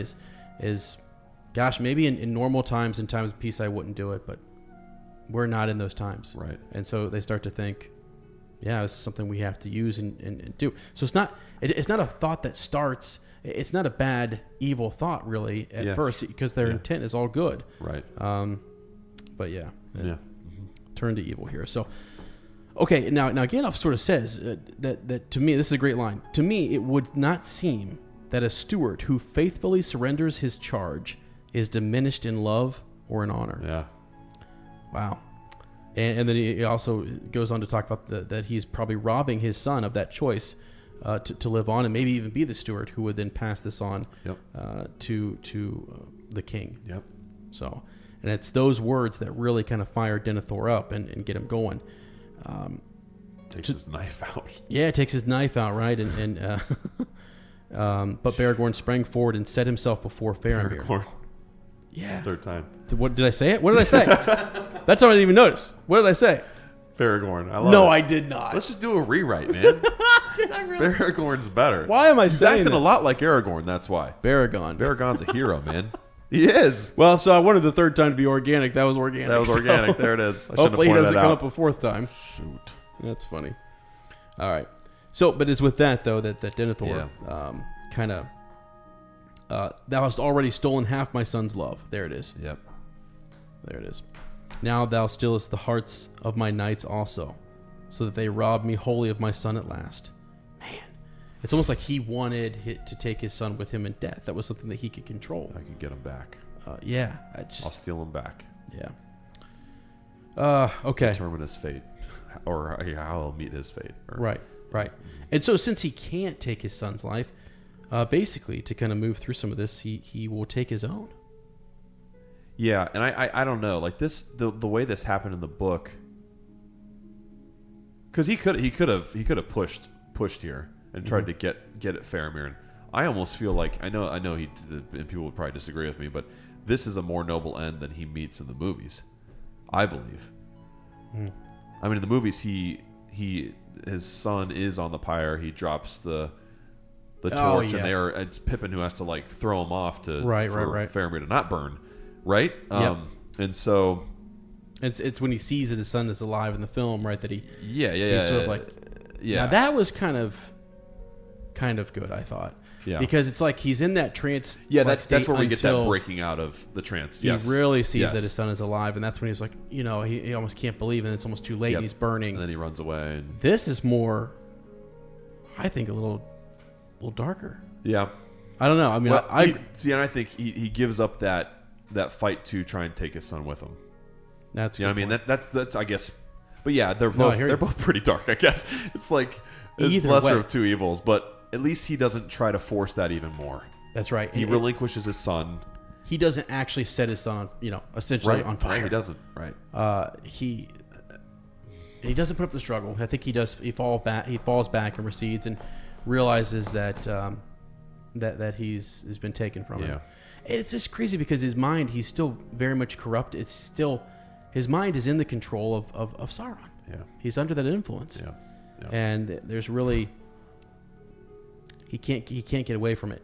It makes me think, just like Saruman, and how much he was influenced, and how like the usage, how much they drawn, how much interaction that they had on or with the Palantir, and how difficult that was for them to, because again, Saruman, is given that same chance to redeem himself. Yeah. But it's almost like the wiser they are and the more powerful they are. The pride. Yeah. Pride's hard to swallow, isn't it? It's harder, right? It's harder to. So I don't know if that has something to do with it or not. That's a great point. I mean, that is, a lesson we've learned again and again, isn't it? Right. Yeah. Now, this is interesting about with the Palantir here. He takes it into the blaze. Right. So he's up there. He's back up on. He's leaning on the. He breaks the staff of the steward of the steward's staff over his knee, and he casts the pieces symbolic into the there, blaze. isn't it? Yes. Yeah. He's clasping the Palantir with both hands upon his breast, and it was said a very Lewis thing right here. Yeah. Like we talked about. And it was said that ever after, if any man looked in that stone, unless he had great strength of will to turn it to other purposes, he saw only two aged hands withering in flame. Almost like he had been so taken by that stone that it, like his soul, bound to it. Yeah, isn't that wild? Right? Yeah, like he's always there. He was so had taken him fully, man. Yep. Yeah, so sad. Just really, I don't know. Yeah, very tragic. It is sad, and Gandalf is struck with grief and horror at this side of it, and they've got Faramir in their charge, and so it's just awful. And that's another part of the loss that we were talking about too. Is Gandalf sees this as a huge loss, right? He wasn't able to reason him out of this. He lost him to Sauron. Denethor went to Sauron. He wasn't able to get him back, even though he tried pleading with him and reasoning with him. He lost him. Yeah, that would feel like a defeat, big time. Right. Okay, so essentially we have this line. Is this the same line from the film where Gandalf says when referring to Denethor? I think so. Yeah, so passes Denethor, son of Ithilien. Yep. Yeah. He turned a bit to Baragon. You got it, baby. Got it. Did you see that? I did see that. Holy cow. We have fire literally over here. The table's on fire, guys. So he turned to It's pretty fitting. He turned to Baragon, and the There's Lord a pyre? servant. Yeah, really. That really did burn, though. Look at that next to the glass. That really. Hey, Texas Candle Cakery. That's an unexpected candle right there. Go get yours. I'm worried. Get yours now. Is that too hot that it would burn the table? No. This is Oakenshield, my friend. Oh, shit. Oh my God. Mithril. That's really hot. I mean, that's really hot. I don't know if it's.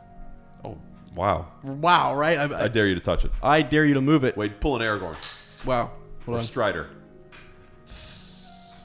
All right, we're good. I thought it was burning through the table. So passes table. Son of big tree. Oh man, yeah.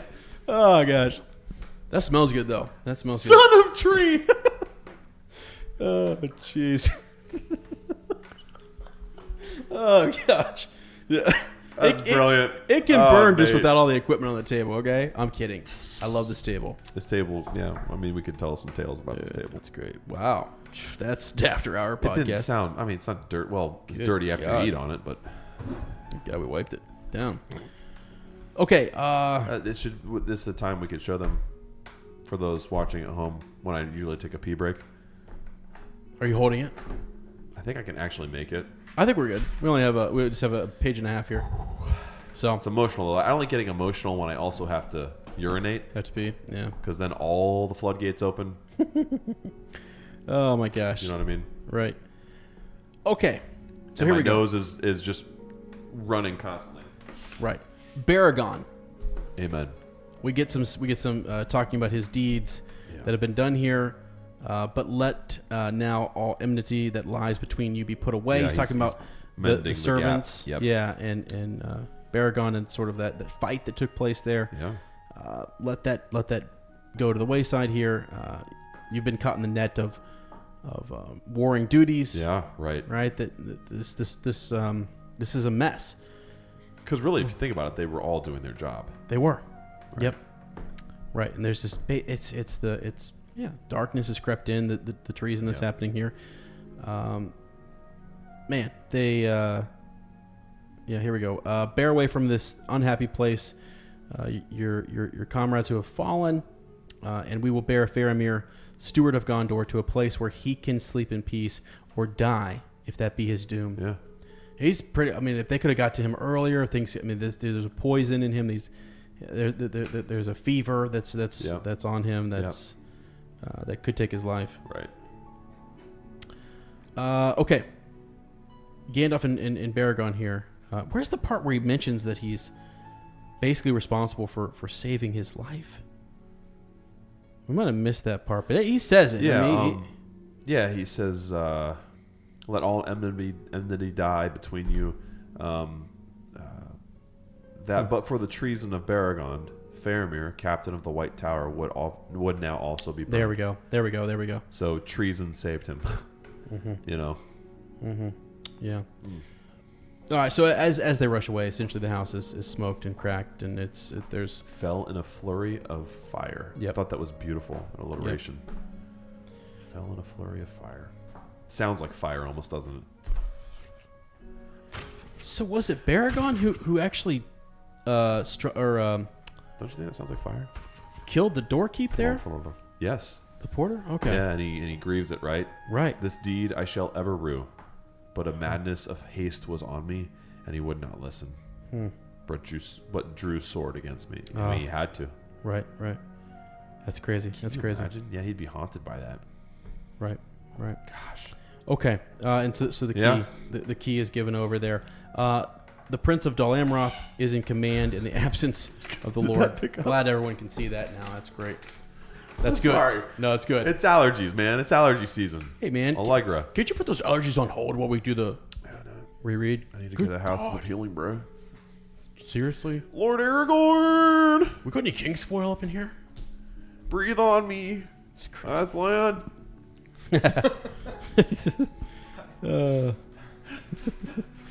All right. It's literally dripping down.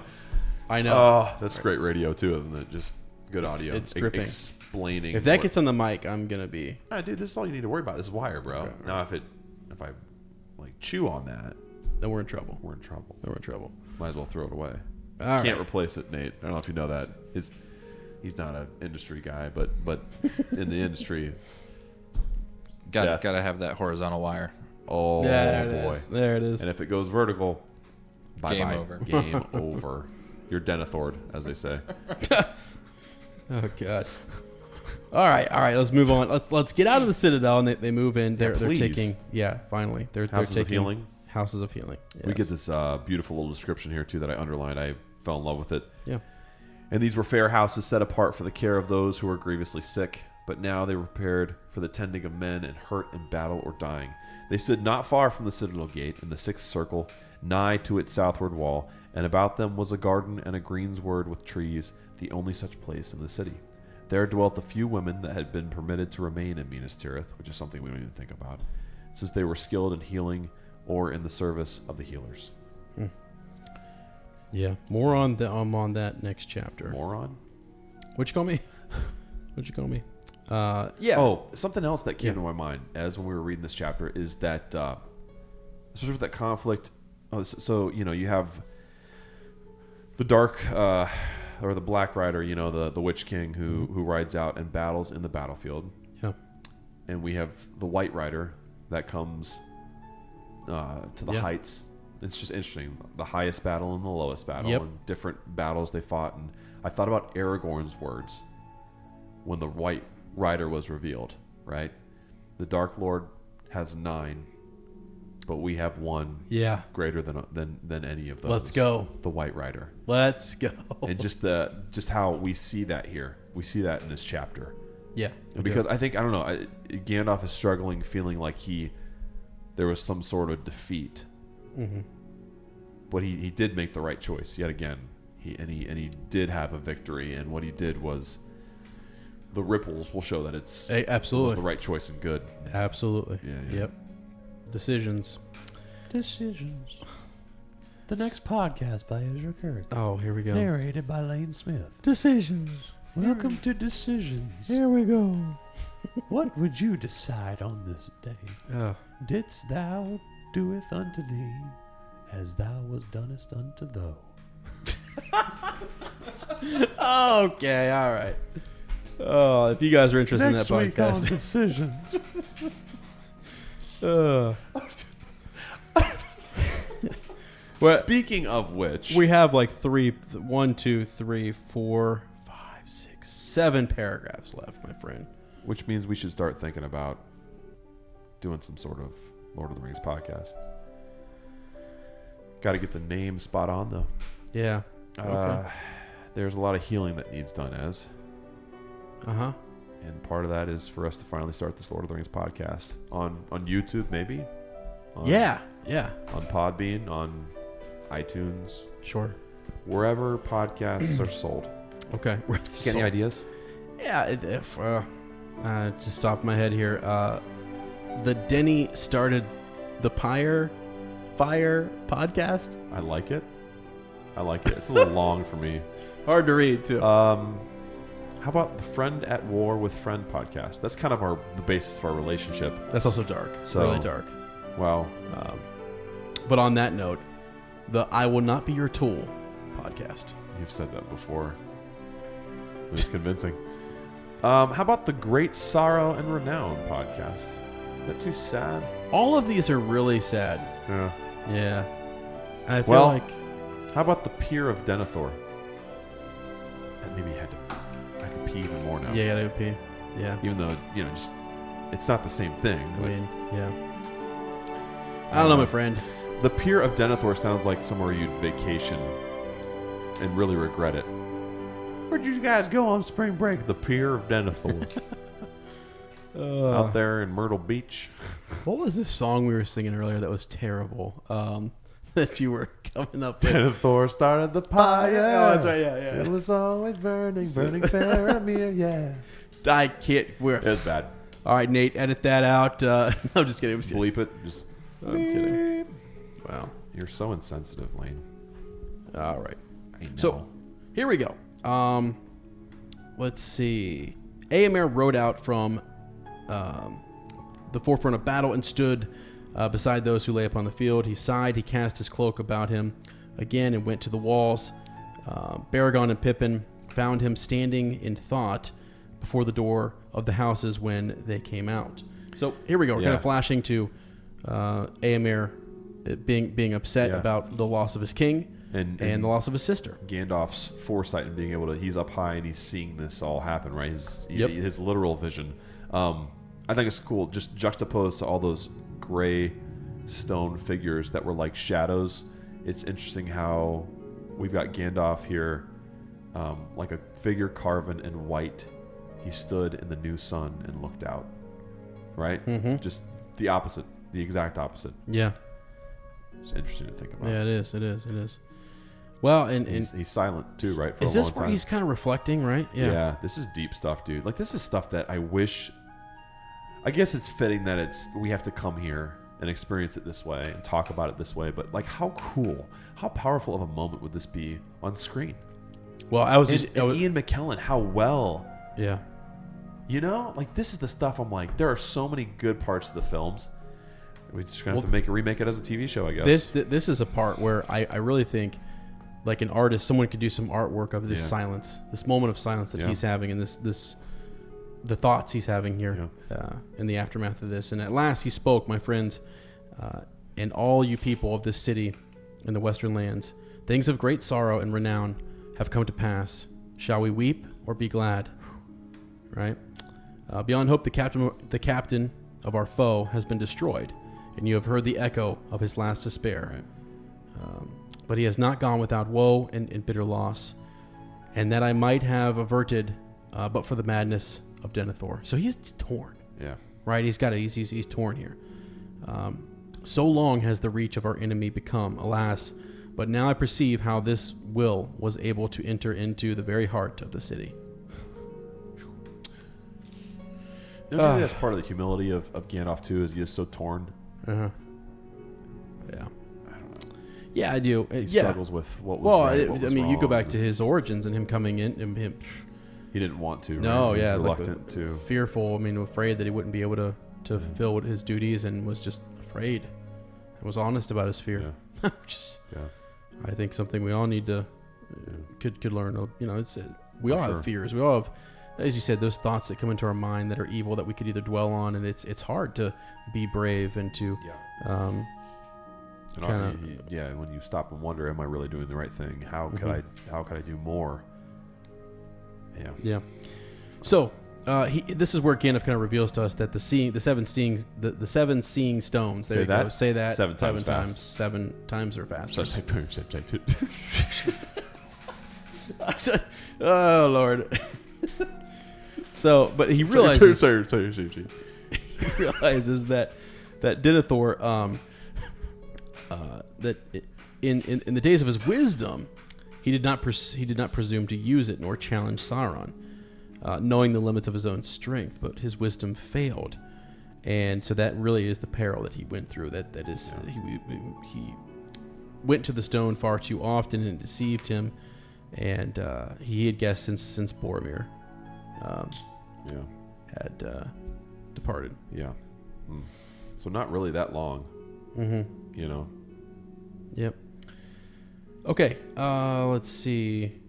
Now I understand what seemed so strange to me, said Pippin, shuddering at his memories as he spoke. The Lord went away from the room where Faramir lay, and it was only when he returned that I first thought he was changed, old and broken. So he notices that sort of going in and out of a trance and sort of the defeated nature. And did you read that line too that totally pairs in with what you were saying earlier, comparing him to Saruman and the pride that he was too great to be subdued to the will of the Dark Power? Did you read that? Mm-hmm. Yeah, I didn't read it, but okay, but that's exactly what you were talking about. Yeah, and that whole issue of pride getting in the way, and no matter how much Saruman or Denethor in this case would have wanted to,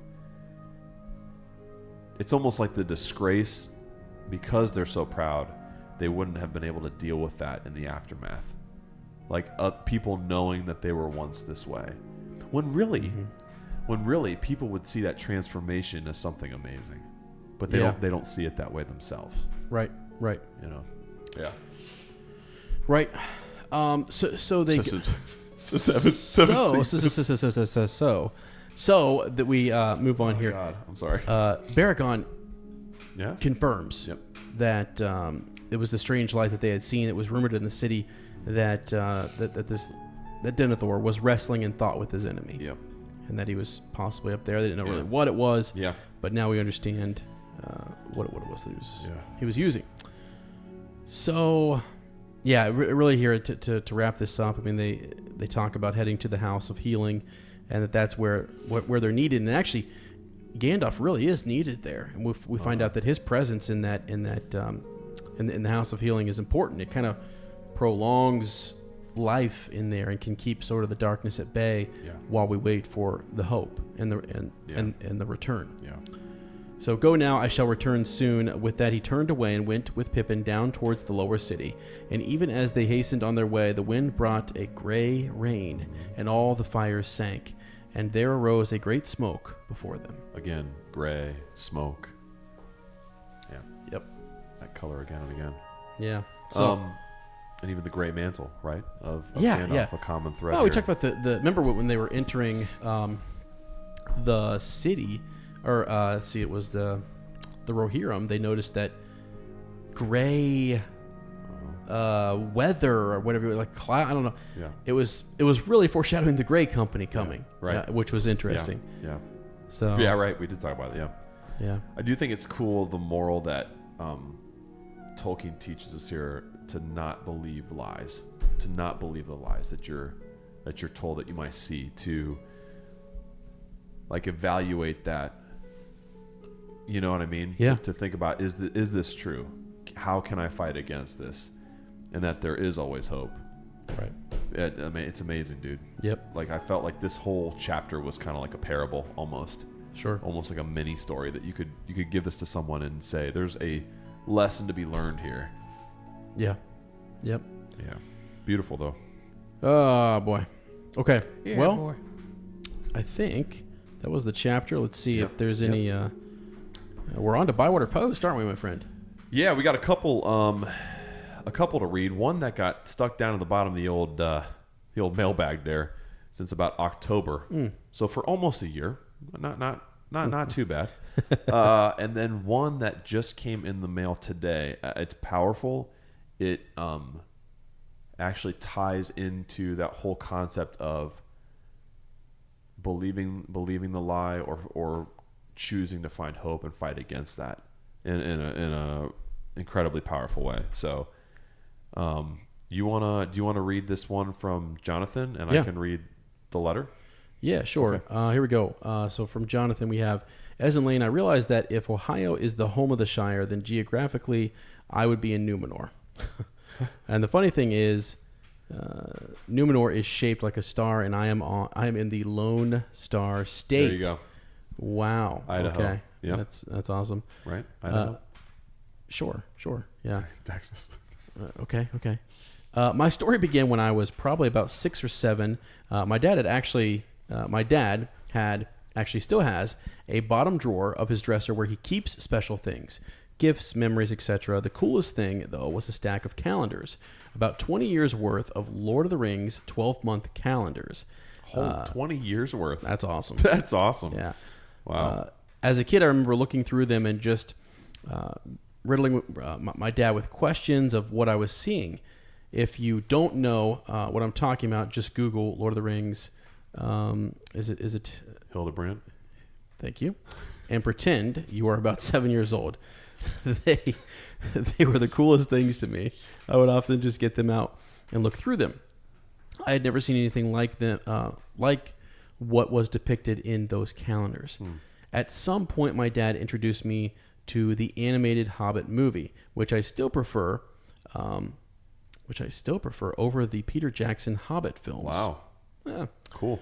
And then later on, a road trip with my dad, we listened to the audio drama of The Hobbit, which I recently found in its entirety on YouTube. I tried watching the animated Lord of the Rings films, but just couldn't get into it. Okay. Jump ahead to me being 16 and seeing a trailer for the Lord of the Rings movies. I decided then and there I would read The Hobbit and The Fellowship before the first movie came out. We went to the midnight showing, which became a tradition for the following 2 years. And I still remember sitting in the theater, waiting for the film to start, and finishing The Fellowship with moments to spare before it started. Of course, the movie went into the first chapter of The Two Towers. It was a nice surprise. Yeah. Jumping ahead a little more, I remember getting the extended edition of The Two Towers and watching the movie immediately when I got home. It ended at about 11 p.m. I put the first disc back in and watched the movie again with commentary. That's the way to do it. Oh, there you go. That is the way to do it. Since then, about 2 times, my dad and I have watched an extended edition marathon. Wow. I am dying to do it again, but 2 jobs and 3 little hobbits of my own make it hard. Yeah, that would be difficult. Yeah.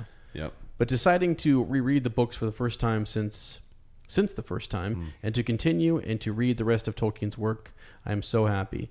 I looked for a podcast to take this journey with, and I'm even happier that I found Up. I am not sorry for the long email, and and may the hair on your toes never fall out. Frodo lives, Jonathan Hips. Well, Jonathan, we are sorry for how long it took us to read the email. Yeah, no kidding. And that's just one of those ones that got stuck in the bottom of the bag, like we said. But Jonathan sent us an email recently and said he double checked to make sure that he also hadn't sent it to the wrong email, and he was like, "Hey, it's in there. Check it out." Oh, so we sweet. did a search, and that's helpful if you guys do that. Please do if we miss one. Right, because there are, we're not joking, there are dozens and tens and maybe hundreds. Are there hundreds? Is there an email cleaning hiring service that we can get that would go through and, you know what I'm saying? Yeah. I think we're in need of that, but yeah, I think it's so. a good problem to have. It's great. So maybe some brownie elves could help us out. They're known for cleaning abilities in football. Yeah. So anyway, let us know if one of your letters has gotten lost, and we'll remedy that for sure. Mm-hmm. The next one came in the mail, and I thought this was awesome. Deep, heavy, and just really a story that I think if shared can help a lot of people. So, Dear Lane and Ez, first of all, thank you for starting this podcast. I have been binging it for months, and I am so sad I am caught up because now I can't listen to you guys for 10 hours straight anymore. That's incredible. I couldn't listen to us for 10 hours straight. 10 minutes is also a push for me. So, yeah. God bless her. My story. Growing up, I was a very depressed child. I am the 4th in 11 children, and I struggled with self-harm and suicidal thoughts by age 14. Books were always a welcome relief for me because they helped me escape the reality that is life. I was not allowed to read the books because we were in a Christian family. However, when I was 16, my mom let me watch the movies, and I fell in love. Watching Frodo fight the weight of the ring and escape the Black Riders over and over again felt so familiar it brought tears to my eyes. I knew what it felt like to hold and carry that burden. The longer it's on you, the heavier it gets. As I watched the movies over and over again, I felt like I was on my own journey to Mount Doom, and something in me changed. I still struggled for some time, but now I had hope. Instead of keeping my struggles secret, I reached out for help and found it in my mom. On my journey, I also met my own Samwise at 18. His name is Edwin. He stuck with me all the way to Mount Doom, even carried me at times, and is now my husband. We now have 2 beautiful girls together, ages 5 and 2. I plan to share these wonderful stories with them that truly helped save my life. In the end, much like Frodo, I still feel the scars and the effects of my own ring and journey from time to time, but I'm finally free. P.S. Thank you so much for everything you guys do. You and your wonderful family/community are amazing. And Jamie Lee signs it, Frodo lives, and so do I.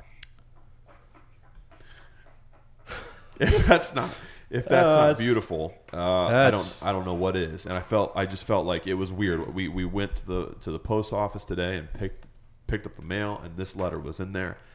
And fresh from reading this chapter, I thought, here is one.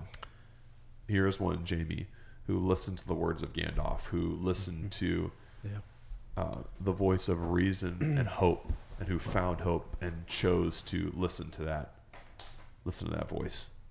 So also, Jamie has a Facebook page, the Jamie Lee Collection, Jamie Leigh Lee, and she does painting and cakes and is a beautiful artist. So, I was touched by that and blown away by it, and I'm speechless. Yeah.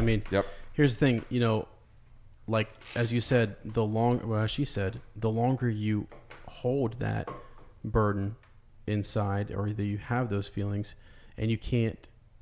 I mean, that's tough, right? To be.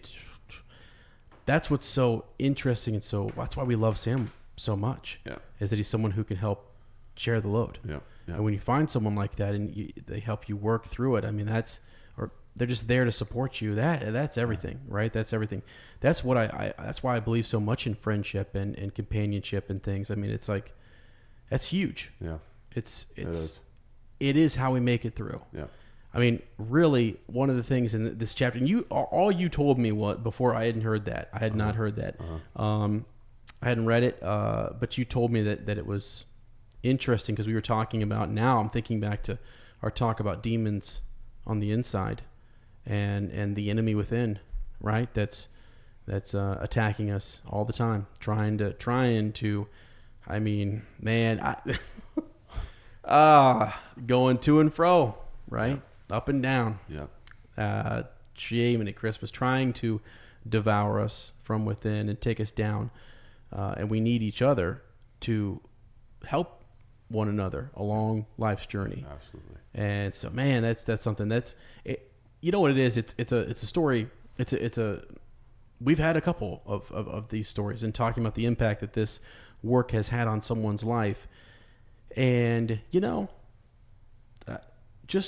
this is interesting because I just had not too long ago, someone kind of scoff and laugh, about something I was saying, the power that was in our fellowship and that was in these stories and that was in, you know what I'm saying? Yeah, sure. And that person is no longer going to be a part of my life. And it's crazy because I don't know, man. It's amazing. It's amazing when you hear these stories, and that Jamie lives. Yeah. That'll give you chills. I mean, that's something else, and that's why too. If there's people who are listening or now, watching the podcast, and I tell you what too, since this is the first video that we're kind of doing, we're putting on YouTube, we have the best Facebook group on the planet. Yep. We do. Yep. 100%. You agree, Nate? It's great. I think Nate could talk about it a little bit. I mean, it's something that I'm proud to be a part of it. Just be a part of it. Just be a part of it. Just be a part of it. Because when I need support, it's there. Yep. And when other people have needed support, it's there. Yep. So people lift each other up from time to time, and it's not like everyone's just respectful. It's just good. It's a true fellowship. I mean, it really is. It's really what you read about in these stories, how this group of people stays supportive even though distance comes into play and they get splintered, and some of them they think they might never even see each other again, right? And some of us will never meet each other. It just won't happen. But we're a part of the same group, and we affect each other's lives. And I don't know, man. I see it as like an example of what society is supposed to be like, what humankind, how we're supposed to treat each other. Like, in Facebook is one of the nastiest places in the world. Yeah. Talk about where demons run to and fro. That's right. I mean, That's Facebook, social media is a part of it. That's a right. huge part of it. That's a playground. And I think that and it's because of the decisions you all make every day in that group, that it is a source of light. It is a beacon of hope. And it's just beautiful. It's beautiful to see people just support each other and be kind and be nice. And people can drop in and say, I'm having a hard week. Please post some quotes or words of inspiration. I need it today. Yep. And 20 comments, 30 comments, 10, 15 comments on all those, because we all do care about each other. And it's just, it's an instrument refreshing. And a tool that we're using for good. Yeah. And it's fantastic. Yeah. And that's also why even people who come in and they try to pervert it, or if they try to do something, there, it doesn't work. Yeah. It doesn't work because there's another power at work in there, my friends. Man. I mean, so that's for sure. That's another thing. But I don't know. Thank you to Jamie for sharing that, because thank you, Jamie. That's huge. It's powerful, and it's really causes you to think, and it's I don't know, gives us all hope. Frodo lives, and so do I. Yeah, that is pretty powerful. Yep. All right, so we're skipping strawberries with cream, right? Strawberries with cream. I mean, I almost sometimes feel like it's actually pretty deep here. Is it? So it's along the same vein. What's something you almost destroyed, but realized how stupid it would have been reacting with a save in the end. Wow. Something. I'm gonna take a pee break. You're gonna hold it to the end. I'm just kidding. Go ahead and read your line there. I can't read that. Okay. I can't read that. Again, those are hidden gems for people who have access to the outlines. We're gonna start showing Nate too. Yeah. Yeah, no kidding. So I don't know, something that you almost destroyed but realized how stupid it would have been. Right with save in the end. Something that I almost destroyed. I don't know. I'm not saying that I'm a hoarder. I don't hoard at all. But I know what to save. I pretty well save everything. I think. Old yogurt tabs and pop cans. I'm trying to think if there's anything that I ever threw out that I really didn't mean to. I've got totes upon totes in my storage unit of just old stuff that's like, at least it's organized and it's put away. Yeah. So something I've destroyed. I don't know, man. I've got nothing. I'm coming to blank here. Wow. Can you good. Here, you go ahead first. Dude, mine's nuts. You're not even gonna believe mine. Okay, all right. My relationship with Sarah. What? I almost destroyed my relationship with my wife. Really? Yep. I don't know if she wants me sharing this, but I will. My gosh. It was, how long have we been dating? Maybe not even a full year. And we had this fight at Thanksgiving that almost ended in me. She was staying with the Smith family for Thanksgiving. I wasn't going home. She was staying with us. And we had this fight that almost ended in, she said, "What do you want me to do? You want me to stay? You want me to go home?" And we were both like in tears, and it was frustration. Just wow. Yep. And I almost threw it away. I almost said, "Just go home." Wow, dude. How deep is that? Yeah. And before those, and it was out of anger that I said that. So what? And before that came out of my mouth, I thought, "Don't lose her. Wow. Don't throw away the best relationship human being you've ever met in your life." Why do you? It's crazy, man. That is crazy. But why do you think we do that sometimes?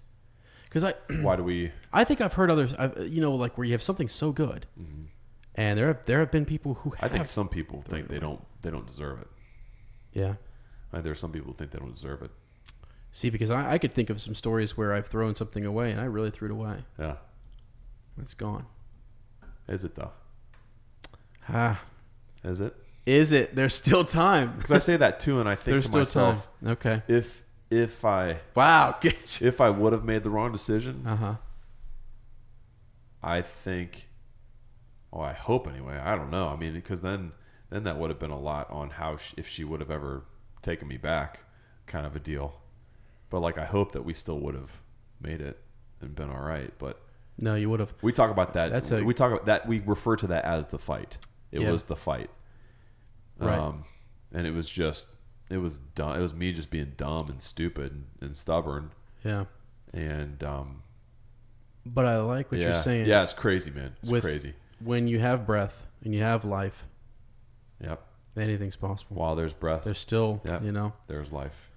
Wow. There's still that chance to kind of. Yeah, dude. Nothing's game over. Wow. Got you thinking? Got me thinking. Yeah, I still. You have to come back to me on that. I have to dwell on that. I'm serious. I am dead serious. I'm trying to actually take it serious, and I'm because I think of precious artifacts, things that I have. I actually think a lot about my mom and things that I wouldn't want destroyed and stuff. I mean, it's as silly as like the yard sale that we had. Like half the stuff we put out to sell, we took back inside. Yeah. I was like, this is dumb. We're not. Why are we selling Can't this? do it. Yeah. You know. Yeah. It's a great example. So like little things like that. But I mean, I don't know. Those aren't little things though. No. Not at all. I mean, people will think I'm nuts, but like my mom's notes in all of her textbooks, nursing textbooks. Why would you get rid of those? That's what I said. Yeah. Why were those ever out there? Why? That's exactly right. Her thought on these things and stuff. I'm like, wow. People don't do that anymore either. Like there's people. You type stuff in phones. And you type on. These were the pages. Your handwriting is a very intimate thing. She's all over. I mean, she's touched that. She's all over that. I mean, I don't know. It's massive. Wow. Something like that. All right. Well. All right. Time to share the load. This has been a heavy episode. So Beautiful. We always need your help sharing the load. And honestly, you guys have. I mean, again, whether it's supporting somebody in the Facebook group. I mean, Nate is here, sharing the load. Quite honestly, out of the goodness of his own heart. Yeah, I mean, it's been huge. I mean, we're not as late as we typically are, by the way, on the episode. This is early. This is early, Nate, to say no. So Nate's over here like, wait a second, what? Really? Checking his watch like, Jeezy, he's cow, like, man. So in the future, these cameras will be set up, and I won't have to be here, which is... Yeah. But no, I mean, in all seriousness, thank you for being here and for helping us out, man. Yeah. It's been huge. It's been cool. It's been a nice positive energy, just like when we've had people on for rereads to jump in and we need Nate to jump in on we reread do too. Yeah, we need. If you'd like to. Yeah, we need you on the whole chapter. Sure. Actually, pick a chapter, my friend, and you're there. When we do that though, and we're out in the studio, because I'm guessing maybe it'll be by then. Should we actually bring him into the studio, or can we just keep him outside on the monitor? I'm kidding. I wouldn't want to. Denethor. I wouldn't want to do that. I'm just kidding. What a Denethor move. But I just thought, man, wouldn't that be weird to have that, I'll just be the voice inside your head. Yeah, that's what I was thinking. Yeah, like repay the favor, right? Like, that one's not funny. Yeah. Do that one again. Oh gosh. So, anyways, we'll have him on here soon. Absolutely. We're thinking about. There's been a big push for us to do the Hobbit. Yeah, I'm glad you brought that up because we talked about that. Huge push, and I kind of want to maybe the poll should go up. We should. Yeah, there you go. That's next week's poll. That's next week's poll. Sure. 7 times fast. 7 seeing stones. Yes. When the trilogy is done, which I guess Tolkien didn't like that term trilogy, but we're going to use it because it's easy, and you know what we're talking about. Do we move on to the Hobbit real quick, or do we dive into the Silmarillion? Mm-hmm. I think we have time to dive into. I do too. The Hobbit, and I think that would also be good. Give us some time to kind of do some working on the histories and things. That'd be good for us. Yeah. Now, here's an announcement. This will be out, and we're going to send this to Jen as well, but we're going to mention it here because we know some people are kind of behind in the episodes and things like that, and that's fine. People come in every day, from a new. They start at the beginning and what have you. Some of you are caught up. You're talking about the next coming weeks. Yeah, the next couple weeks here. So we're going to have this. We recorded this episode here, basically September 1st. I mean the 31st into the 1st. We'll post it on the 1st or the 2nd, and then from there we're going to take a couple weeks off because we are going to really focus. I mean, I'm taking a quick little trip with my dad. We've had planned for a little bit, one weekend, and the next couple weekends we're working on the studio. Yep. So we will have, as of this episode, right now, we have a really, really, really good conversation over on Patreon that we did a couple weeks ago. That's fantastic. I've listened to it several times. It's not out there yet. It should be here at actually in the next hour or so as we're recording. It should be coming live and available to folks over on patreon.com/UpTalking Tolkien. We'll also do some more behind the scenes stuff of the studio. We're going to have plenty of stuff to share when the party gets here. I think we talked to Nate maybe about doing some time lapse stuff, maybe setting up a live Discord feed with a microphone where people will you heard us mention some of these some of the uppers. They will be here. We just got word tonight that Jessica is coming, right? Yep. So pretty wild. That's crazy. So if she's here and it's like the dwarves just keep showing up, man. Yeah, here they are. All the cloaks and the belts and all that thrown up on the pegs and So we're hoping they can sit down maybe on Discord and chat with some of you if you're in there listening and whatnot. But we'll have a couple behind the scenes stuff and some more appendices things to share this month. Just because we're going to take that extra week off to make sure that we have everything ready to go for the party. Yeah. Because I'm getting a little wow. We got a lot of studio to finish. It's awesome. But it's very motivating, isn't it? Oh, it's super motivating. Yeah. We've got you get Charlotte in the RV showing up. We've got all sorts of crazy stuff. Cow. Got to find a place Phil to and I are going to be out here pitching a tent together, so please don't say it like that. Well, we're pitching a tent in your backyard. You can, yeah, sure. I just don't know what that implies. Well, it's going to be intense. You got it. I don't really make a lot of jokes, so let me have my moment, okay? Let me give it a go. I liked it. Nate, let him live. It'll pass, yeah. Okay, all right. It'll pass. That's good. Before we say goodbye, there is one thing I wanted to do real quick. I'm sorry. This might be unorthodox, but that's who I am. So at that wedding yesterday, at Logan and Bethany's wedding, there was an Apache wedding blessing that was read and hit Sarah and I I think we both started sobbing with tears. Yeah. And it applies to individuals who are married, but I think it also applies in a sense to people who are friends and friendship. So you care if I read that real quick? Absolutely. Let's go. So it's an Apache wedding blessing. It goes, now you will feel no rain, for each of you will be shelter to the other. Now you will feel no cold, for each of you will be warmth to the other. Now there is no more loneliness, for each of you will be companion to the other. Now you are two bodies, but there is one life before you.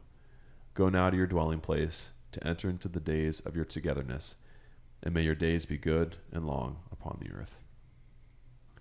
So we heard that, and we have this like book of Native American wisdom, Proverbs that we actually got it at Barnes and Noble at that Rebel Watch event. Live podcast. Wow. Yes. Wow. And we heard that last night, and we're like, I wonder if that's in our book. And I was like, if we find it in the book, I'll read it tonight. And it is on the episode. It's in there. Wow. So, be good to one another and take care of each other, right? Like that's we the do. message. Keep it on. That's the message. Yep. Keep it on. And that's how you share the load. You know, whether it's friendship or what have you. Yeah. So time for some Fortnite farewells. We want to thank you for listening to Smokey and helping prevent familial fires. Next time we'll be doing some healing in the house in Chapter 8, the Houses of Healing. Yeah. If you like our podcast, don't forget to subscribe, like us, write a review, leave a comment, or send us a Shadowfax. Hey, man, I know he had it. It's beautiful. We'll see you in a fortnight, and remember, Frodo lives.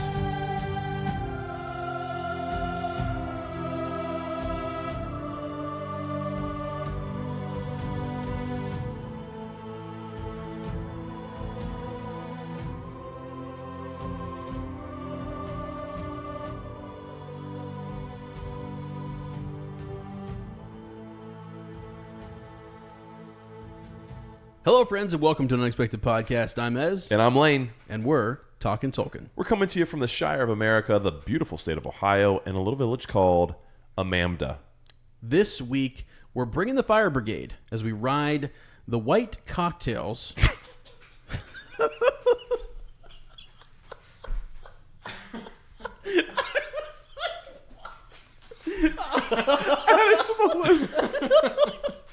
I was like, wait, wait, cocktails. Wait, what? Can you end the episode with this clip? That's phenomenal. That's what we're gonna do.